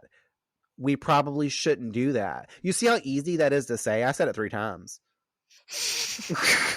Like, is Beetlejuice in the room with us? Like, you could have just said that. You could have been like, no, since Angel's okay, like, you don't need to do that, Faith. Let's go talk to Buffy, if anything, no, whatever. This motherfucker. And this is where we're going to talk about Xander real quick. Xander's role here cannot be overstated. When he finds out Angel's alive, he doesn't just tell the truth to everyone without Buffy's consent. He manipulates it, and then he coerces Faith into going after Angel. Not necessarily that he's egging her on, but he does not stop her. He's fully aware that it could end in Angel's death. So he's okay with that. And this is the point for me. It becomes less about protecting anyone, like I stated last season, with him doing a hard thing, understanding if Angel's gone, then no one could continue to get hurt because the possibility of Angelus no longer exists. I still side with that. I understand that. But it becomes, regardless, once again, about getting rid of Angel once and for all. It echoes back to Becoming Part 2 when Xander lied to Buffy about the spell and kick his ass, making sure that she didn't know about Angel's soul could possibly be restored. Took her choice away, her actions. He's doing it again right here. Both these moments and literal episodes apart, like that was just 7 episodes ago, just 7, shows us a darker, jealous, and honestly dangerous side of Xander's character. You know, Xander's not always like this. Like I said, season 5, he's great. Season 4, he's pretty okay. Season 2 and 3, no. Season 1 in 1 episode, he gonna need to get the fuck out of here. He's not just comic relief, as the show likes to play him off as. He's obviously very deeply flawed, and his resentment towards Angel makes him a liability in ways that the group doesn't always acknowledge, but we will, because that's what we're doing right now. Whether he admits it or not, this is less about protecting Buffy at this point and more about eliminating someone he's always hated and been jealous of, whether he don't want to admit that or not, because as Buffy called it in the library, that is still what's going on here. Like, just because he hates Angel, he's got all these other circumstances. Yes, he's just collected all these things in his arsenal bag for fuck Angel. Like, this bag says it says bomb Angel on it, like Buffy's hat and rhinestones. Like, let's bomb Angel. Both times. He didn't get that at Rue 21. He did not. He got it at Shrew 21 because he's acting shrew right now. Fucking shrew. Both times, Xander plays God with Buffy's choices, like I was starting to say, deciding what she should or shouldn't know and trying to push outcomes that serve his feelings. It's very uncomfortable. And it's something this time around that I'm really fully aware of. And I'm saying that watching the show, because any other time I pretty much out of sight, out of mind. I get mad along the episode, and then I'm like, haha, Xander's funny in other episodes. I ain't playing that shit no more. Y'all want to unfollow us? Bye. Come back and listen to season 4 and 5 and 6 and 7 when I like Xander. Okay. Come back later. But it's really important for the so-called heart of the group, because we'll get into that later seasons about he's the metaphorical heart of Buffy. Willow is the spirit. Giles is the mind. He can certainly act out of selfishness and cause real harm that seems like no one would ever seem to call him out on, at least not with actual repercussions. I'm almost done with my tangent. Mark Fields notes that Xander once again caused massive problems with this because his stance on Angel being a vampire has been his problem since the beginning. And worst off, he justifies himself by judge shopping, which legally refers to a lawyer or client who doesn't like a judge's ruling and tries to get a better ruling from another one, which is not allowed. And Xander always trying to push the limits of what's not allowed. He's like, I like allowances. I'll take them. I'll put them in my bomb Angel bag. Faith should have made her own independent decision whether to slay Angel. The 3 massive pro lens here are Xander's view of Angel, the fact that Faith doesn't know the background and Xander doesn't tell her, and what he's doing here is committing judicial murder by withholding facts. Second, by sending Faith after Angel, he is pitting the Slayers against one another in a fight. Because of this is what causes Buffy and her to fight. Xander actually helped drive this apparent wedge between the two of them for this episode, and his behavior makes it harder for Buffy to make things right with Faith. Lastly, by talking to Faith on his own, he bypassed Giles, and if Buffy was wrong in failing to consult with Giles about Angel, then it's impossible to excuse Xander for going behind Giles' back. And to note, Xander actually enabled the real villain, Miss Post, to seize the glove and try to do what he had only feared Angel was going to do, kill them all. So you did not help this situation, little boy. Mark finishes this chapter. He simply states, Xander personally attacked Buffy in the library earlier. He assumed his view of the world rather than actually discussing anything, and then used everyone as a club to beat Buffy over the head with. He's just bringing up the past and like fueling. I don't know. It's just this ongoing thing. And like, it bothers me in the earlier seasons. Like I said, it gets so much better. And Xander, I don't want to say he makes amends for the shit that he's done, but it's so frustrating to really watch this show and be like, oh, I love this character. I mean, I guess it puts some drama in here. It gives us the drama in the show that we need, but like, I kind of feel like I just want to spit every time I say his name half the time. I'm like, ew, I said Xander's name. Like, just in these moments, because he has the ability to be such a fucking stand-up character, but the fact that they call him the Heart and all this other stuff right now, I don't see it. You know? No, but I'm afraid that I don't know. I don't know if I'll ever really see Xander that way because of where we've come from with Xander. So that's already, he just doesn't have a lot working for him in his favor when it comes to my opinion. But this here to me was just like what you're saying. You don't know it yet, and I understand that you don't know that in the greater scheme, you're not doing anything but kind of causing more problems or really kind of speeding up the process of the problem. But it's no different than everything else we've been talking about, where it's like you're being very hypocritical by saying every single thing that you're saying when you're the one doing what you're doing, even outside of the circumstance. He's doing stuff and he's hiding stuff. He's cheating on Cordelia. Him and Willow have this whole thing going on. You should know, out of all people, how easy it is to be distracted in the situation, because you're full of distractions right now. So I get your concern, but the one thing, and the primary thing you have been consistently distracted by from season 1 until now, is your level of hatred toward Angel. And it's no different than you're making a concerned statement about Buffy being emotionally impulsive because she can't see straight. Well, fucking neither can you. You can't see straight either when it comes to Angel.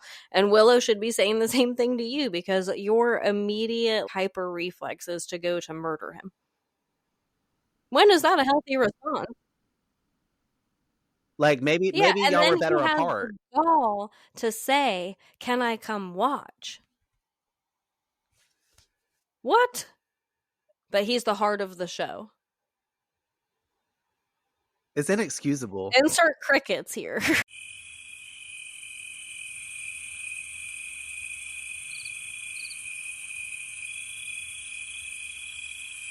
Oh my God, that's so funny. It's frustrating. It's so frustrating because of that, because of his actions. Like, it's just not cute. And I'm sorry, these are the things that I've known this whole time, and why I feel so bad whenever, like, people have left review talking about this show always hating on Xander, blah, blah, blah. There's a fucking reason. I hope those listeners come back and be like, I'm going to listen to the show again and be like, oh, they're, like, doing great with Xander, and, like, they're really laughing about him, blah, blah, blah, later seasons. And I recommend those people, or I encourage them, to go back and watch whatever episode you're mad about us talking shit about Xander on, and watch it from our perspective and see if you can at least see where we're coming from, because it's not about shitting on Xander at the end of the day. I will admit that I'm guilty of the fact that it's very easy for me to forget that he's a teenager, because I'm 35 watching this show. Yeah. You know, so I'm not like a 17-year-old watching this show, and I'm not younger than that watching this show, even, to where, like, I cannot conceptualize this in anything but, like, a mature way. You know, because I'm 35. So I'll give people that. Like, do I maybe shit talk him and lose the perspective that I should have in place more often, that he is a teenager and I would probably make the exact same dumbass mistakes that he did if I was 17? Yeah. I'll give you that. But I'm 35 now, and it's 2025. So I'm gonna say how I feel from the perspective that I have. And from the perspective that I have, it doesn't seem like Xander's the heart of the show. It seems like he's doing the most when it comes to his own emotional satisfaction and comfort. And he will do whatever it takes to get that, including go watch Angel get staked by the other Slayer.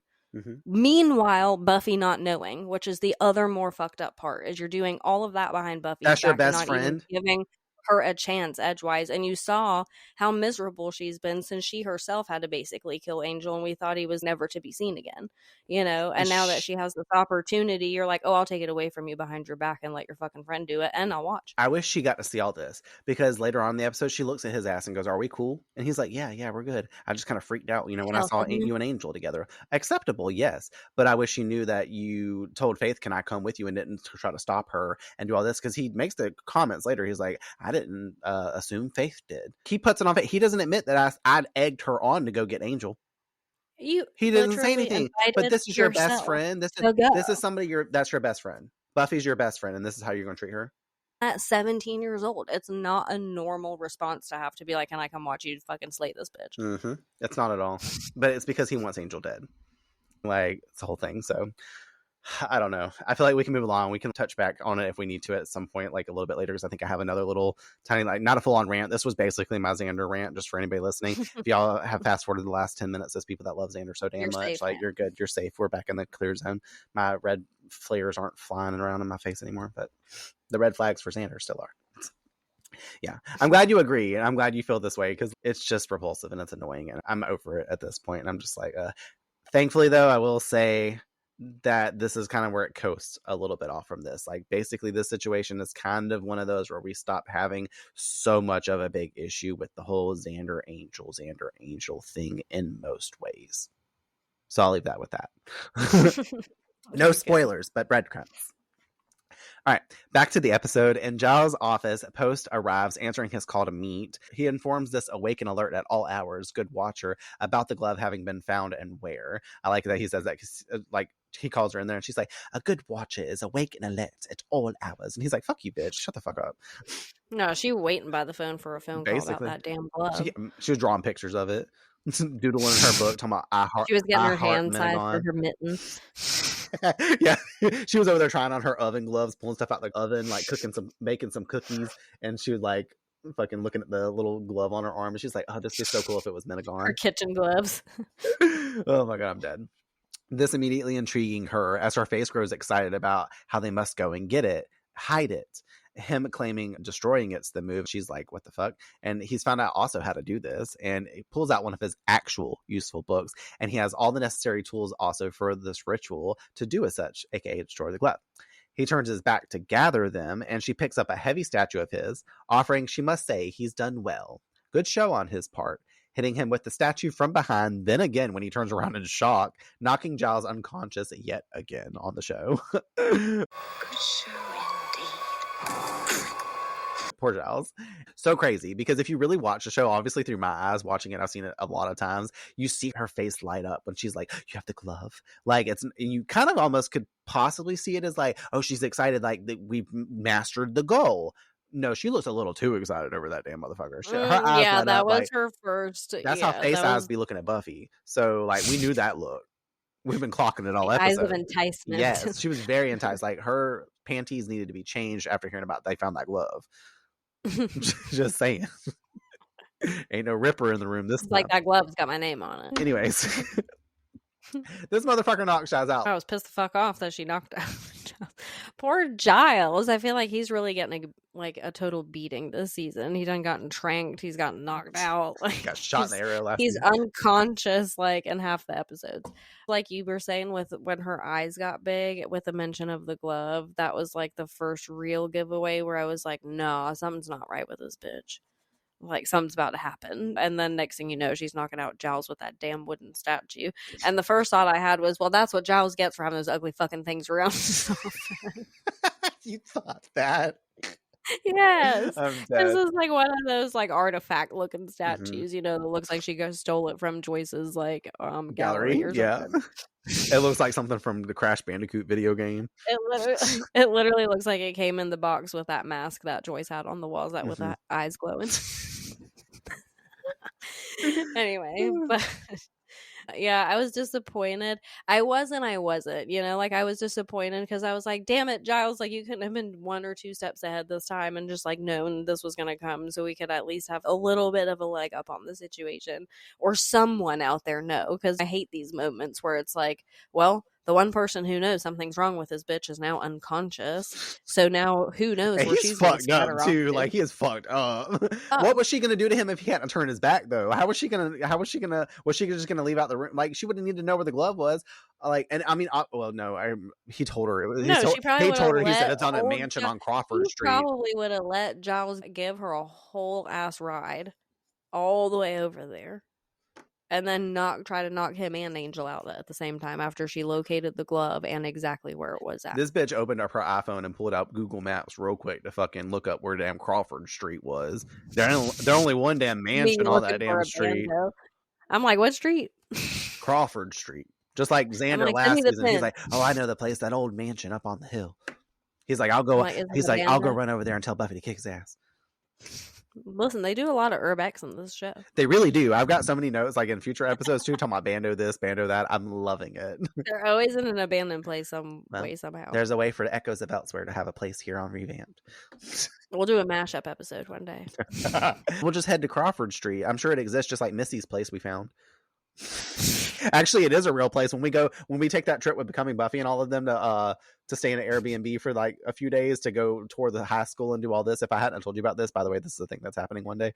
Like a few years from now, we're going to go meet up with the other podcasters and we're going to go to like the locations around Santa Monica and California and like. No, Brandon, what do you mean? We will go to the school And I'll crack your neck in front of the window. School. It's still an active school today, I think. But we'll go to the school where the show took place, and we'll do your favorite kind of urbexing, which is like infiltration, because you like to go into it's active. You're like, let's sneak around the active I'm people. always intrigued by that. I'm always like, active urbexing, is that what they call it? Like, we can play basketball on the court while everyone's in class. Yes, that's what I'd be saying. Let's play sports. Yes, exactly. Okay, I have no clue where that comes from. Anyways, let's get back to the episode real quick. Anyways, Giles got his head beat up. At the crypt, Willow sits with Willow. Apparently there's double Willows. Like, it's the episode where we have two Willows. That's Giles narrating. He's dizzy from the concussion. I'm dead. Willow sits with Buffy on Lagos watch since Faith wasn't home to come along. I'm like, where's Faith at? Oh yeah, she's on the way to kill Angel. Claiming she wonders how long Giles can stay mad at her, how Angel being out in the open has granted her relief. Willow living vicariously through her about this burden that's been lifted, wanting to express her own and tell Buffy about her secret so she can feel better too, but also curious if when she was hiding and smooching with Angel, if it felt sexier somehow. So she's also trying to be like, this is enticing. I'm feeling like a rush because of this. And she like gets excited about Buffy, and Buffy's like, not so much, because it felt like it was a lot of pressure. And then this is where Willow starts to crack. She's like, oh, if Buffy had said she was excited by this and it was fun, maybe I would feel okay about this. She's like, oh, and now I feel more guilty. Buffy then asks her, she's like, why do you find all this secret stuff sexy anyways? And Willow's like, oh, I'm trying to deter this now. But then decides immediately to try and tell Buffy, expressing very long-winded, I will say, a stammer about how she wants Buffy to be the first to know. There's a demon behind you. It's really funny. That shit's so long-winded. She can't get the word. She's like, I just wanted you to be the first to know that the other day I was walking by and I was sipping on one of my Kool-Aid juicy juices, and like, it's just so long. I'm like, bitch, get the fucking words out. I also love it because it gets like wound up and we're like, she's about to tell her, but no, fucking Lagos walks up. Buffy turns to see Lagos and runs to take him on, who is apparently really good at tossing Slayers around, because he basically throws her across the thing and she attacks him again, and then he straight punches through the fucking tombstone. How strong was he? No wonder Faith was over here like whimpering on the damn ground after he threw her the damn mausoleum 2 times and punched her a couple times, because Buffy dodges his ass and he punches straight through solid fucking stone. Like, I know. Even a Slayer like can't take that shit that well though. That's got hurt. No wonder Buffy had that bruise on the side of her face. That was Lagos that did that. It wasn't fucking Faith. Anyways, Buffy of course gets the upper hand and snags the axe on his back, quickly swinging it and removing his head, aka his hereditary slay, by chopping off his head. Willow all cheering. She's like, yes. In the background, I was like, I love the enthusiasm from your friend on this kill. Like, that's awesome to have this hype person. But it also kind of reminded me whenever Buffy punched Ethan Rain and Giles is in the background. I'm like, yes. I was like, 2 episodes in a row, people rooting on Buffy, killing some damn people or beating them up. Buffy turning back to Willow to ask what it was she was trying to say. Willow lying now that the moment's over to say that she opened her SAT booklet early.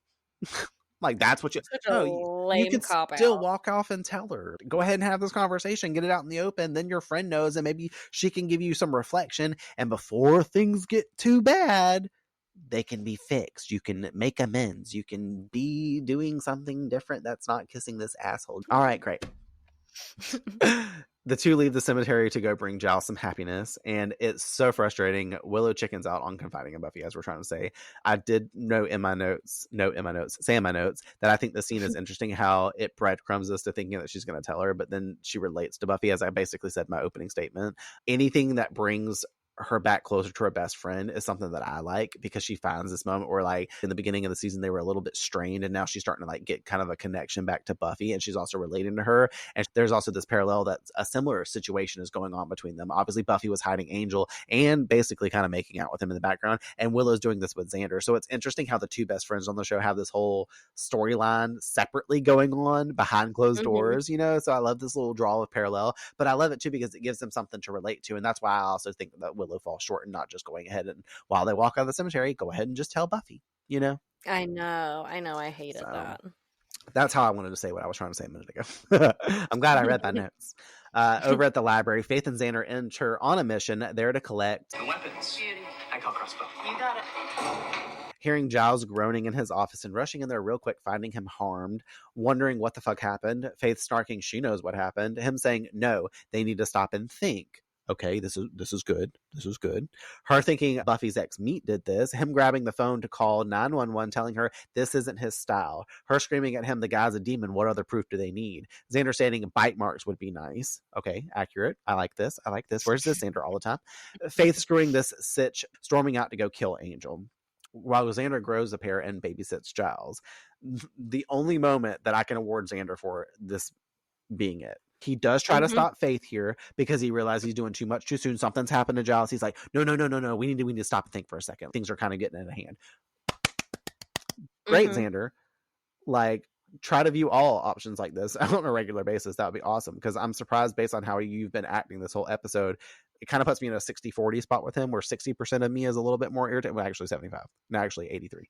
Like, actually 89. 99. 11% is probably pleased with this decision. Like, it makes sense. Like, he does. And, like, it kind of reels it back in. And I think this is the show kind of trying to protect Xander from, like, full-on hate because of what happens. You know what I mean? We're still going to hate on him at that. But this is, like, his way of, like, cycling it back a little bit. And I like, because Giles is injured, he sees something bad's going on and he tries to, like, not necessarily fix it, but he tries to definitely stop Faith from what she's doing. But at this point, this is where his actions and consequences come back to bite him in the ass, because what he did 20 minutes ago isn't working out, because he's done got Faith riled up, and Faith's done been getting riled up by Miss Post, by Buffy, all this sexual tension. She ain't getting that woohoo, you know, like the scissoring isn't happening. She's really upset with that. Buffy won't talk to her. Like, there's this whole situation going on. So now she's just like, well, I'm going to go fucking slay, because that's the only thing I'm apparently fucking good at, you know?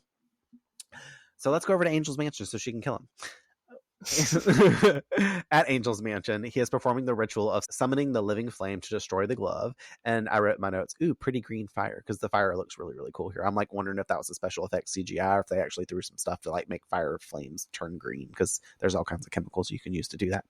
Buffy and Willow arriving at the library, finding Giles being taken away by paramedics, him calling out the ritual but delirious, slightly not giving clear info. And you're like, let him talk. You're not like, no, stop. I was like, Courtney. I was like, this man, his head's already bandaged up and there's blood all over it, looking like he did when Angel tortured him. But they have to rush him out. And like, he does, like I said, make some delirious, not so clear info, but it kind of gives us a little bit to go off of. But then like Buffy's questioning to Xander what the fuck happened. And here is where I move back to my lower level of frustration with Xander, because he tells her, your boyfriend isn't as cured as you thought. Her wondering, why do you think Angel had anything to do with this? And it's like all this goes out the window immediately. He was just saying this great stuff in the room about like, no, we need to stop and think. Obviously, this isn't Angel's MO. But yet he's sitting here talking to Buffy. He's talking about, oh, your boyfriend's not as cursed as you thought. Like thinking that this is Angel's fault. But you were just saying 5 seconds ago in the room that this wasn't Angel's fault. Make up your fucking mind. Make up your face. It's not that hard. Do you want me to say the 3 statements I said earlier again? Like, I don't remember what they were because I have ADD, but like, accurate. But he assumes that they saw what she saw, and her calling him on the assumptions. Him saying he didn't, Faith did. Buffy asking what he told her, and him concluding what everyone knows, and how Faith's a big girl and she came to her own conclusions. No. You're not telling. You definitely influenced those. You're not telling the full story, little boy. The way he's looking at Buffy too in this moment, he's like got piercing, squinty eyes, and they're so full of judgment. Like I know. Claps to you, Nicholas Brendan, for fucking nailing this role. By the way, in real life, he ended up beating one of his girlfriends and going to jail a bunch of times and being an alcoholic and all this other stuff. So like, whole ass thing. That's why he's not going to be on the new series and all this stuff. Like I send him good energy because he's going through some bad health stuff, but also karma. Like Xander, Nicholas Brendan, Apple Tree. I'm just saying. Annoying though, so full of judgment. And I'm like, you have all this right to judge, just like we're saying. And like you brought up the good point, like you got all this stuff with Willow going on, but you over here like just really hating on Buffy and that all full of like, no, stop. Buffy asks how much of a head start Faith had, and he tells her about 10 minutes, and she tells them that they need to try to figure out what Giles was trying to research to destroy the glove as she runs out. Xander about to say some shit to Willow, though, and Willow turned to him to be like, shut up and help me. Thank God someone told him to shut up. Like, fuck. Ugh. Back at the mansion, Gwendolyn just arrives like she's been there 100 times. She walks right in and Angel goes, who the fuck are you? And she's like, Mr. Giles sent me. Is that the glove? She goes, is that the living flame? And he's like, well, I mean, yeah, it is. And you seem to know a little bit. And you said Giles, so maybe this is legit. But also, he a vampire. He can sense when shit ain't right. So he's like, he's kind of hesitant. And she's like, not enough. Also, I want to note that the living flame is now a pretty pink color. The one time I like the color pink. She apologizes for the abruptness, lying that Lagos is on the way there now. She thought about this lie the whole way here while she was GPSing where Crawford Street was. And if he is performing the ritual incorrectly, it could make the glove stronger, wondering also where it is. Angel moving over to the trunk that it's in. He's like, it's in the trunk. And while his back is turned, doing what she loves best, picks up an item, aka a shovel, and hard smacks Angel across the back of the head with it, knocking him down and out, and loving how everyone is so helpful in Sunnydale. That's what I love about this town. Everyone's so helpful. I love it too because we cut to black. Like, people had to have probably been going crazy whenever we cut to commercials back in the day, and you didn't just immediately watch. Like, I'm watching this shit like I own it. I ain't got no commercials. Yeah. Your ass had a Hulu commercial, like not with me this time because you was watching it, but I feel bad for that. A minute and a half you got to go in between stuff when you watching this shit on Hulu. It makes me feel like I'm living in the 90s again. That's what I'm saying. So I kind of like it. Same most times because I end up doing something. I go run to the bathroom real quick or hit the bong out back or do whatever. Exactly. Reminisce and imagine Buffy and Faith kissing. There's a lot of time for a lot of things, but what we got to do is we got to get back because we're back from commercial break. She moves to retrieve the glove from the locked trunk, breaking the lock with the shovel. As Angel gets to his feet in vamp face, she looks to him as he calls her out for hurting him. Okay, that hurt. It was supposed to kill you. If you'd been human, it would have. But I believe this is your poison. I like the statement, the way they wrote her line. I believe this is your poison. I'm like, oh, clever, because it's a fucking steak. Like, duh. Mm-hmm. And obviously she's a watcher, so she knows about vampires. So, like, it's a really cool element there. Then she starts taking him on. Like, she's going to do something. Like, she Vampire Slayer. I know you train and you know how to do these things. Like, Giles would obviously... Giles has shown that he knows kind of how to handle himself in a fight. I was trying to put hand and hail and him and all the words together in one thing. Obviously, Giles can handle himself in a fight. Like, I don't really foresee her being able to take on Angelus. Like, you know what I mean? I know it's not, but like he's in there. That's a demon, a full-on vampire. Like, how many vampires? I want to actually. Can I see your records, Ms. Post, on how many vampires you've taken out in your day? Like, bitch, you couldn't even be a watcher successfully. I highly doubt got kicked out the council. Right, you ain't slaying vampires. Talking about some mysticism. She must got a magic shit. Like, I mean, to be honest with you, I'm surprised that she even wanted to kill him to begin with, and she wasn't like, "Hey, can I work with you? Can you bite me real quick?" For real. I'm surprised she didn't walk up to him and say, "Angel."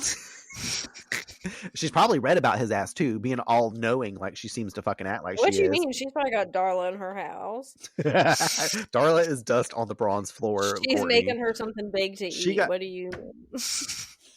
I'm dead. Either way, this bitch is taking him on. He's punching her down immediately to the ground. And I made the comment that this is the most unfortunate timing because Faith runs in while he's dealing this damage to her, and like he's grabbing her by her shoulder, basically about to pick her back up, and she yells out like Mrs. Post and expressing how bad she is going to fucking kill him. Him not knowing who Faith is either. He might have heard who Faith is from Buffy, possibly. We haven't seen them have this conversation, but he doesn't know what she looks like. He doesn't know who she is. He assumes that she's there with Miss Post, because obviously he doesn't assume that this is Faith or Slayer. And he's like, you're not getting that glove. And she's like, oh, I bet you I fucking will. And then this just like puts this weird like energy out to where he's like, oh shit, you're a bad person. She's like thinking he's a bad person. He wants the glove for himself because, you know, Xander's comment, I saw Angel. He's back toting the almighty powerful glove, blah, blah, blah. And now Miss Post is here. And it's just a whole problem. It's bad. Either way, she gets into combat with Angel, tossing him across the room onto his sofa, you know, after she does the double fist thing that I talked about, running over to him, raising up her stake over him to deal the 2K per slay, sending it down, but Buffy's arms block hers, and Faith gets hella confused. She's like, what? Like, she's like, wait, what? Huh? Like, wouldn't you want me to be doing this? She's like, I know you know that you want me to do this, you know?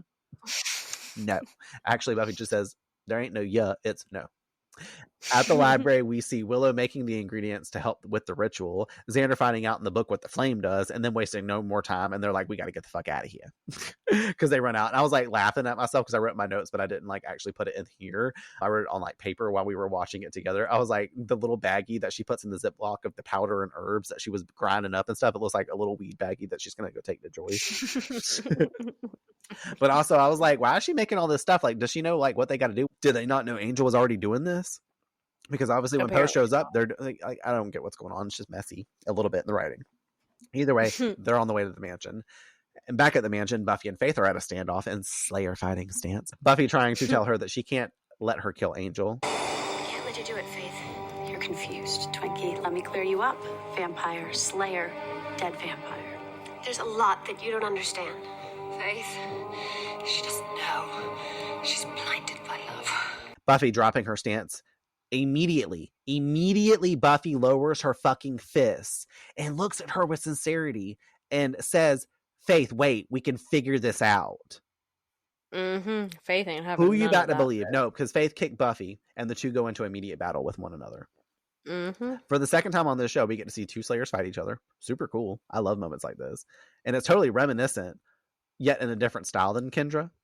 Also giving us another major battle in Angel's mansion foyer than the atrium, because, you know, they crash through, breaking its glass doors outside and continue fighting along this journey. And can I just say, Buffy versus Faith, Buffy is getting more hits in, seems more focused with her blocks and her moves, and is totally kicking Faith's ass. Go back and watch it one day. Like, she kicks her ass. Watch it in the Instagram clip I post with us talking about this moment. Like, I'm gonna say it right now. Hi, everybody in the future Instagram post. Like, you know what I mean? That's probably in hindsight adding to Faith's forming impression of their friendship. Also, she's realizing and thinking, this bitch kicked my ass at the end of the episode as she's all beat up. Y'all go back and watch the video. Like, all of y'all check out our Instagram post. Like I was just saying, if you need a quick visual, it's all in the footage. Faith gets some moves in, sure, but Buffy is wailing on her and is more coordinated, and I love that just because Buffy's like whatever, but it kind of gives me a whole new viewpoint to Faith's comment back in her debut episode where she tells Buffy sarcastically, well, you've been doing this the longest, and Buffy clearly had right to say, I have, because we can tell. You also see a bit from Faith's face after they crash through and she stands back up to put her fist up to Buffy. Her expression to me reads, is this really happening? Am I fighting Buffy? Because she almost looks like upset by what's happening. She doesn't look focused and angry or anything like that. She looks confused. Yeah. And I never picked that up in my like watches before. I was like, damn, this is actually a really fucked up situation. And obviously Faith's having some problems. That's why she's so conflicted at the end of the episode, because of what's happening now too. I don't know. It's this whole full circle moment that happened for me in this, like, what? This is why I'm going to cry. This is why I'm going to cry about this episode. Either way, Xander and Willow rush in, Gwen telling them of the glove's whereabouts and expressing to help Faith. Xander runs over there, getting in the middle of them, telling them to stop and listen to him. Faith's like, no. And Faith gives me a happy when she picks him up and throws him across the fucking room like he's a ragdoll, like Lagos was doing to her. She goes, this is what Lagos did to me earlier. Miss Post and Willow run over to the trunk. She retrieves the glove and again does her favorite move, knocks Willow down with it. Bust her right up in the face. So this is 3 times she's hit somebody and knocked them fucking out with a damn item. I am dead. She finally slips the glove on. It clamps onto her skin, activating, and storm clouds begin to rage above them. Her invoking its power through Gaelic chants.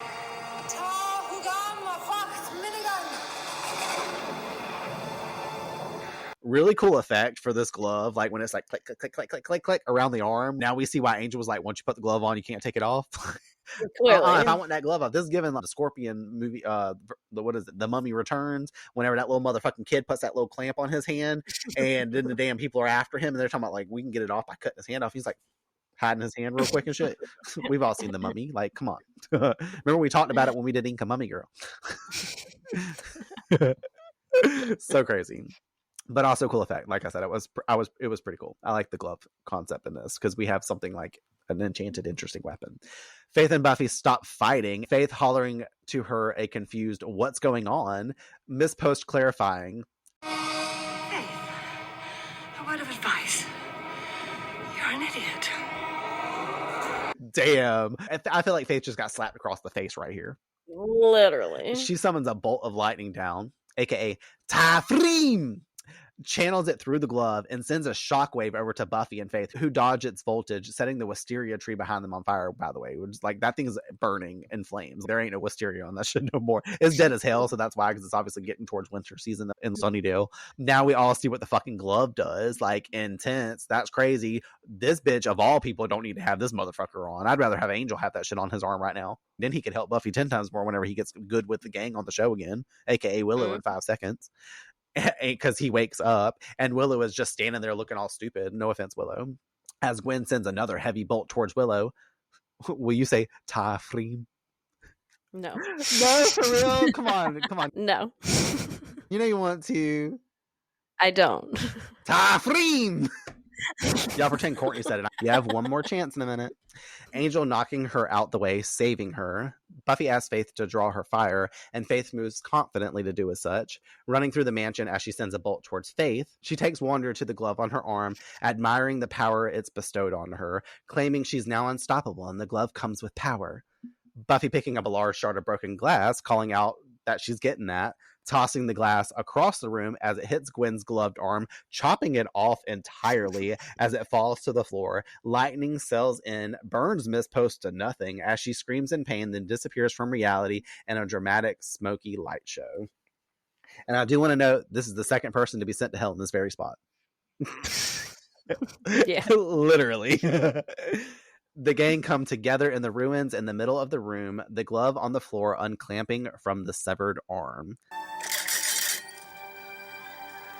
I love it. The glove is like, this bitch is lifeless. I ain't connected to nothing living anymore. It's like a lizard, like a gecko when it drops its tail off to leave for the bird so it can escape.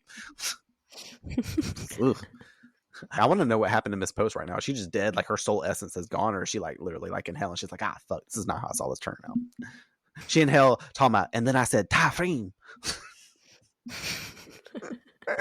The next day at school, Cordy, Xander, Oz, and Willow chat about the glove successfully being destroyed, gone for good. Willow wondering what they think Buffy and Angel will do, and Xander's not sure. Willow adding how he saved her from a flamey death, which kind of makes her like him again, which I really like Willow's statement there. She's like, I guess I have to like him again because he totally saved my life, so I know he's in the good field. He's not Angelus. Angelus was all trying to eat me up in the hallway last season, so this is a big change and I'm on board for it. She's like, the positive vibes are flowing. Xander concludes as long as he and Buffy don't get pelvic again, they should all be okay. Buffy arriving wondering what they're talking about, and Oz retorting like he did earlier. He's like, oddly enough, about your boyfriend again. Not the one they made up, her actual one. But Buffy clarifies to them that that's not what Angel is to her. She doesn't know what he is to her, actually. Asking Xander, are we cool? Are we good? Are we okay? Whatever. I'm rolling my eyes right now. He admits he leaned toward the postal when he saw what he saw, but also that he does in fact trust Buffy. I'm like, well, thank God. Like, where was that all episode? Like, when you wasn't trusting Buffy. Right. Okay. Maybe because Willow's not dead and you can continue to make out with her behind closed doors and cheat on your girlfriend. You're okay with Angel being back now. I'm glad you got to see my face while I made that statement. Courtney doesn't, though, for the record, by the way, trust Buffy. She goes, I don't. No. I'm like, okay, Cordelia, shut up. You weren't even in the episode once again. Okay, Cordelia, but open your eyes and look at Willow because she's going to be the next one you ain't trusting. Anyways, oh my God, I'm so ready. Giles clears his throat behind them, announcing his presence with his little green mug, soothing tea to calm a major headache. Buffy guessing to him that he's come to tell them about how Miss Post wasn't a real watcher, and he confirms, oh, actually she was, but was kicked out of the council for misuse of dark power, having forgotten about the memo apparently on the matter. So he all got a statement talking about Miss Post, but forgot about it. Okay. It's all the head trauma. He's forgotten it because that same night he got hit, like the last time he got when Angel was torturing him, he had just got the call about Miss Post, and then all the things with Angel unfolded and he forgot. You know, it's all the PTSD from all. We get it. That was the night Jenny got killed. He got the note about. I'll just keep naming all the times Giles was really upset, and that's why he forgot. It was from when he got tranked. Yeah, it was the night that Jenny shot him in the ass with the arrow in his back, and that was what deterred him because he had to go to the hospital, so it just really left his mind. It was the night that the little puppet man came with the syringe that he stole from Marcy, yes. and came and injected it to Giles. No. Or maybe Marcy. He doesn't remember because it was from season 1 2 seasons ago. And what really happened was whenever that zookeeper clubbed him the very first time and knocked him unconscious, all he remembered about a post was the post that hit him in the head that clubbed him. And he forgot all about Gwendolyn. He just remembered nothing. He misconstrued. All right, I think we're done now. Are we done? Are we finished? Maybe. Dead. Everyone loves a good callback. We all just recap the last 3 seasons. Yeah, of Giles getting harmed. Either way, Buffy leaves because she's mentioning that she needs to head out for more damage control as the gang sit and ponder on everything they've experienced, especially the angel parts. Giles concluding that they will just have to see how that all unfolds. So, I mean, that's kind of nice. It brings a little bit of trust back into the group. Full circle for them. Over at Faith's motel, Buffy arrives to speak with her, both girls rocking bruises from one another. And these bruises are gnarly. I didn't realize, like, until watching this back, like, Faith's face is all fucked up. I saw her mouth, it's all, like, black. I'm like, oh, shit. I told you. And all Buffy's got is, like, this one little mark by her eye and, like, a little scratch over here. And meanwhile, Faith looked like she got ran over. Faith got beat up by Lagos and Buffy this episode. Poor bitch. No wonder she's upset. I want to comment, though, that we didn't see marks at all on Buffy or Kendra whenever they dueled, and they damn near slung each other into and broke everything in Angel's apartment when that happened. Like, the coffee table, the fucking countertops, everything was destroyed. And these two obviously had a lot longer of a fight sequence than the other two had, so they had more time to smash each other up. But I will say, I know I said Buffy kicked Faith's ass, but Faith was holding her own, so I want to give her a little bit of credit. But I'm also sure in ways Buffy was holding back. And I'm not so certain that Faith was in that moment, because Faith thought something completely different. You know what I mean? Buffy is always like got a better mindset in things, and Faith was probably like, I gotta do this like regardless. I gotta like fight for my life type thing, because I've got to be over here killing Angel and getting this post out of here. I don't know what the fuck Buffy is like. Obviously, she's blinded by love, so like I don't know, like whatever. Faith looks not so pleased to see Buffy here, and Buffy asks how she is. Faith retorting her normal standoffish 5x5. Buffy interpreting that as good. She goes on to exclaim Gwendolyn had them all fooled, even Giles. Faith expressing without looking at her, well, you can't trust people. I should have learned that by now. Buffy offering to her, I realize this is going to sound funny, coming from someone that just spent a lot of time kicking your face. But you can trust me. Faith finding this ironic, and Buffy adding, she knows that she's kept secrets and how she's on Faith's side. Faith claiming she's on her own side and that's enough. Buffy disagreeing, not always. Faith snarks if that's it, showing her she's ready for Buffy to get the fuck out of there. Giving her the cold see ya. Buffy turns to leave. Faith calls for her to wait, holding for a moment as Buffy lingers hopeful, ultimately deciding it's nothing, never mind. Buffy steps out, leaving Faith there alone as we pan back inside to see Faith sitting there feeling just as she always has, alone. We fade to black, and here endeth the episode. Will they ever scissor? That's going to be the last clip that I put at the very end of season 7. Like the last episode that we do, I'm just going to be this the last callback. Just kidding. No, because then we'll be going right back into the new series. By the final scene, we see Buffy actually reaching out to Faith, and to me that's huge. Obviously, you know I gotta talk about this. It's not something Buffy had to do, but she makes the effort to bridge the gap that's already been created, and Faith doesn't accept it. She's scared, probably unsure, and she doesn't know if trusting Buffy is safe. Still, Buffy tells her outright, you can trust me, and she really tries to start healing what could become a bigger rift. That moment always gets me, because Faith almost lets herself reach back out, and then she pulls it back. And that choice, I feel like it's really pivotal and says a lot about her as a character and as a person. That's a moment that could have reshaped their relationship before it ever fully fractured. I'm saying this from this perspective of just knowing episode 7. I'm not trying to allude that Buffy and Faith like never get along again after this episode. That is not the case. I'll go ahead and breadcrumb you in that way.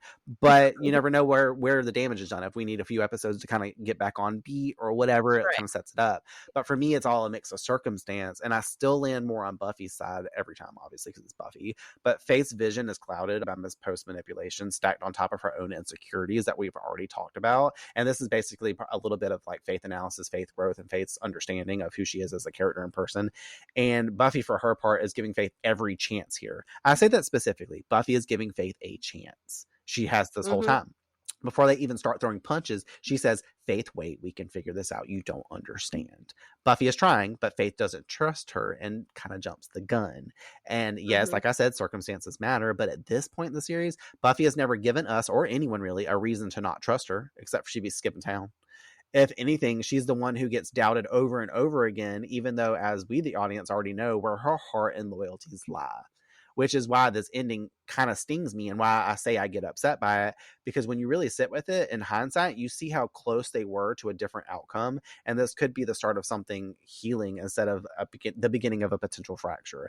And it makes you wonder, is this divide more about Faith's insecurities or about Buffy's inability to fully support her? Or could this rift have been avoided? Or was it like just something that was kind of inevitable because of everything that went down in the episode? I feel like that's a question for everyone to ponder. Could the rift have been avoided? That's why it bums me out that like Faith looks off, and then like it puts Faith back in the position. Like I said, she's sitting there in that room alone. Buffy would have chilled and watched TV with you or something. She knows how to order pay-per-view just like her mom. Like Joyce taught her. You know what I mean? She probably came with a joint. Literally, they could have smoked and then had sex. Like, why? Never gonna let you them just ruined your chance. I'm dead. Like, let's hope that Faith and Buffy make amends and everything is okay. I love how I keep saying amends, like this whole big thing. And it makes sense soon. Anyways, really quick, themes and metaphor. Revelations is a big turning point episode, very clearly, with the whole series being about the journey into adulthood, the constant push and pull between growing up, taking responsibility, and currently while still being a teenager. And this, in particular, episode-wise, leans into what happens when secrets, trust, and betrayal start colliding all at once. Let's start with the obvious. Everyone's hiding something. Willow and Xander are hiding their affair. Faith is hiding her own insecurities. Buffy is hiding Angel, and even Gwendolyn Post is hiding her real agenda. The theme of concealment running through every plot thread. And in true Buffy fashion, the message is clear. Secrets don't stay secrets forever. That's just a true fact in life. And when they're exposed, the fallout can be devastating. For Buffy, the secrecy around Angel is the most important part. She's been carrying this private hidden world with him, believing she's protecting him and her friends. But when it finally comes out, her friends feel betrayed and Buffy feels judged and alienated. This is a perfect metaphor for making adult choices. The moment you realize that not everyone will understand, and sometimes doing what feels right for you comes at the cost of approval of those closest to you. Buffy's relationship with Angel has always been the show's biggest symbol of forbidden love, your favorite. You've commented, you even said that since the beginning. But here it becomes even more about maturity, about owning choices that others see as reckless. Now, looking at Faith, she latches on to Gwendolyn Post almost immediately because she's desperate for guidance, for someone who will validate her. But Post ends up betraying that trust, and that betrayal cuts deep. It's a classic Buffyverse metaphor, the authority figure who claims to know what's best, but actually manipulates for power. For Faith, this moment sets the stage for her. It shows her how alone she really feels and how dangerous it can be when someone offers her the validation that she craves. This episode's ending feels like the start of a wedge being driven between Buffy and Faith as well, as I've said 1,000 times. Willow and Xander's affair is another reflection of the same theme. Willow is breaking under the guilt, knowing it can't last, knowing it will hurt people, but she still can't stop. That mirrors Buffy's situation with Angel too. Both are hiding something they know others wouldn't approve of, and both carry the risk of destruction once that truth is exposed. And then we have the Glove of Menegon, the literal weapon at the center of the episode. Its power, pure and dangerous, and whoever reaches for it risks being consumed by that. It's a metaphor for temptation and control. Gwendolyn's lust for the glove is what destroys her in the end, but it's also symbolic of what happens when anyone in this story tries to control others instead of trusting them.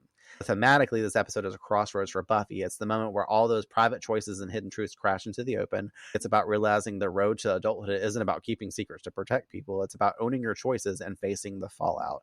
Very messy, very painful, but real. And in the larger arc of season 3, this is where the tone shifts. The lighthearted monster of the week stories give way to questions about trust, betrayal, and loyalty. Big themes we'll see the rest of this season. Buffy and Faith's relationship starts to fracture. The Scoobies, no pun intended, Faith and Buffy take a hit also. So bam. That's metaphor, that's themes, that's everything. It all makes sense. Whoosh. We'll throw out a few Buffy fun facts for you. According to Douglas Petrie, his first episode written, you know the one, this one.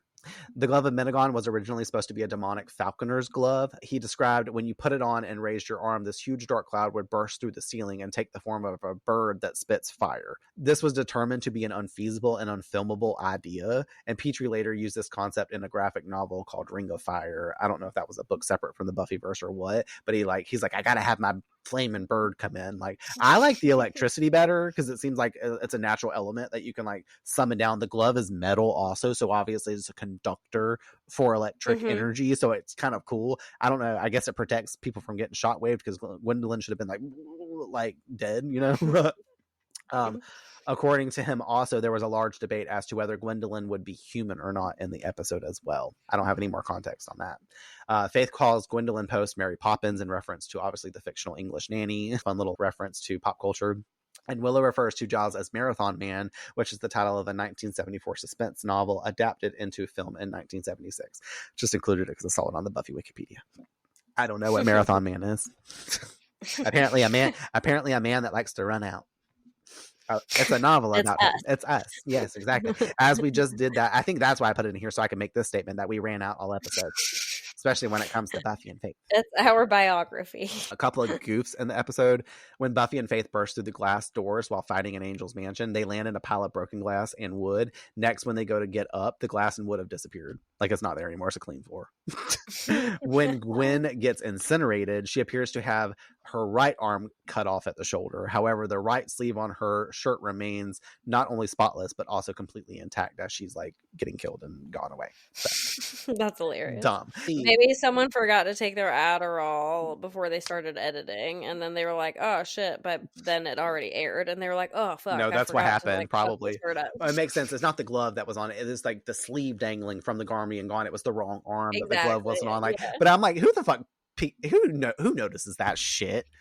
Somebody that put us in the Buffy Wikipedia goofs area. All right, let's get into our final slays and get the fuck out of here. Final slays. Final slays, revelations, because revelations are revelating. Quote for the episode. I'm gonna go first this time. I like when Giles is like, that was bracing, and Buffy's like, interesting lady, can we kill her? Buffy with Willow after killing Lagos, arriving at the library. Buffy is talking with her as they're coming in the doors, and she's like, Giles is going to be psyched that we showed up old stuffy Miss Post. And then my last one is Buffy with Faith when she's like, you can trust some guys, and she's like, really, I've read about them. That was one of mine too. Was it? Sorry, I stole it. I'll clip it and you can say it. No, I'm just kidding. No, it's fine because I have two other ones. One of mine is surprisingly from Xander this episode, for all the people who think we hate It's always only the episodes that I hate him on. I put quotes. It was like, that's how it'd be for me. But it's only because there was like a few good moments for Xander, as we've touched base on. But whenever he was like, hey, Giles, here's a nifty idea. Why don't I alleviate my guilt by going out and getting myself really, really killed? That is really funny because he's having that moment where he's like, oh wait, fuck, like, why did I agree to come out here again? Why? I thought he was like running away from his own guilt, but then he realized that he like put himself in a death trap, right, basically. And then the part where Buffy walks into her intervention, quote unquote, and she says, what's with all the tragedy masks? She's like, why is everyone sad? She's like, oh god, who died? Literally. Who are you giving Shine and Slayer to this episode? Obviously Buffy. Same. In my opinion. Yeah. I gave it to her mostly just because she had to deal with a lot in this episode, and some of it was the wounds that she's dealt with last season being reopened, but she saved the day and got Miss Post out of there, so. Yes, exactly. What was giving you the Wiggins the most? Well, as usual, it still remains that Xander and Willow's love affair take my weekly Wiggins. 3 episodes since episode 5. But in addition, I did add Faith's fake watcher. Her fotcher. Yeah, exactly. Can you guess what mine was? No. Oh, well, once again, Xander Harris. Oh, in general. Sans Willow. Yeah, no Willow. Willow was cringy too. Gotcha. Just Xander, obviously. I think I've expressed enough why. So, yeah, we'll leave it at that. Anytime he's doing this bullshit, he's going to be my weekly Wigs because he's giving me the Wiggins. He is a Wiggin. Yep. Over there acting like you know how to play pool. Okay. Anyways. No, it's mostly specifically his comment. Can I come?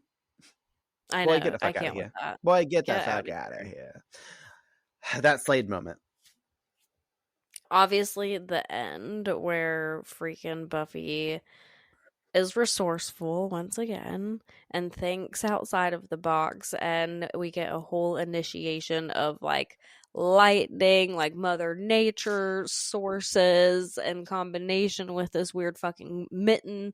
And yeah, it was just a whole moment. Just I don't think that point me in a direction of another show or movie where that's a scene where someone gets like literally a limb is lost due to lightning. You know what I mean? Like I don't think that's happened before. No, well, Buffy chops it off and he gets killed by lightning. Well, you know what I mean, but it's literally lost and done for. Otherwise, that freaking, then you would just have an arm, I guess, inside of a glove that you can't do nothing with because it would never let go of that arm.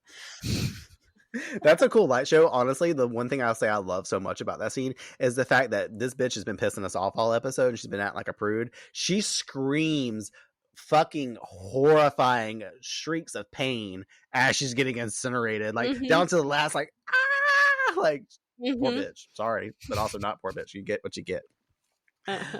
That Slade moment for me was Faith and Buffy high-fiving after the 4K per Slay in the cold open, because I like it. They're like 2 for 2, like they were like, we did that shit, because that's a cool ass fucking Slay, fucking backing up into each other, and like y'all snaked them at the same time and they burst into dust. Whoever said that we're doing this, oh my god, like I could just chef's kiss on the fucking choreography, everything. Slayer at predictions. The next episode is called Lover's Walk. Ooh.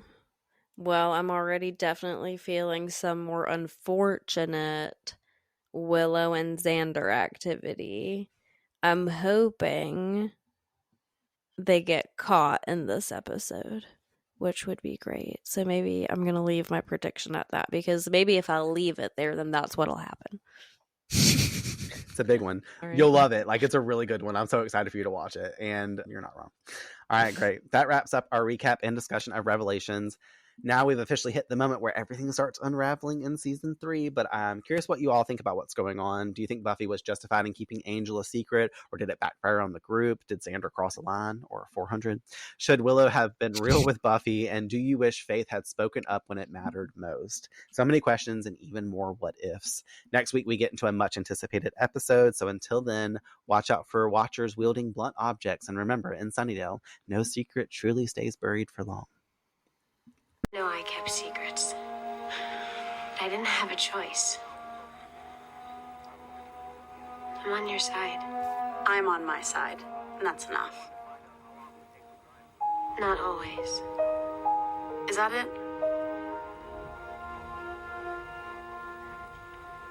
Yeah, I guess. All right, well then, I'll see you.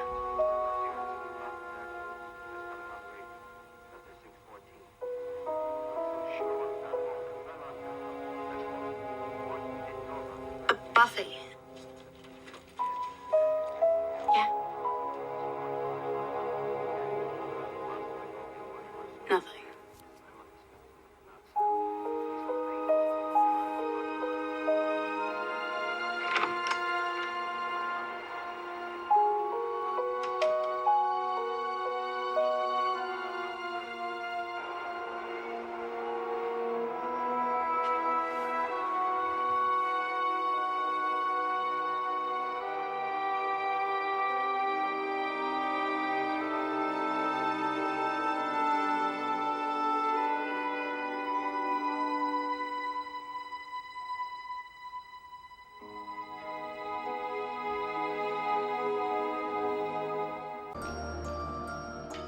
Thanks for tuning in to this episode of Buffy on Revamped.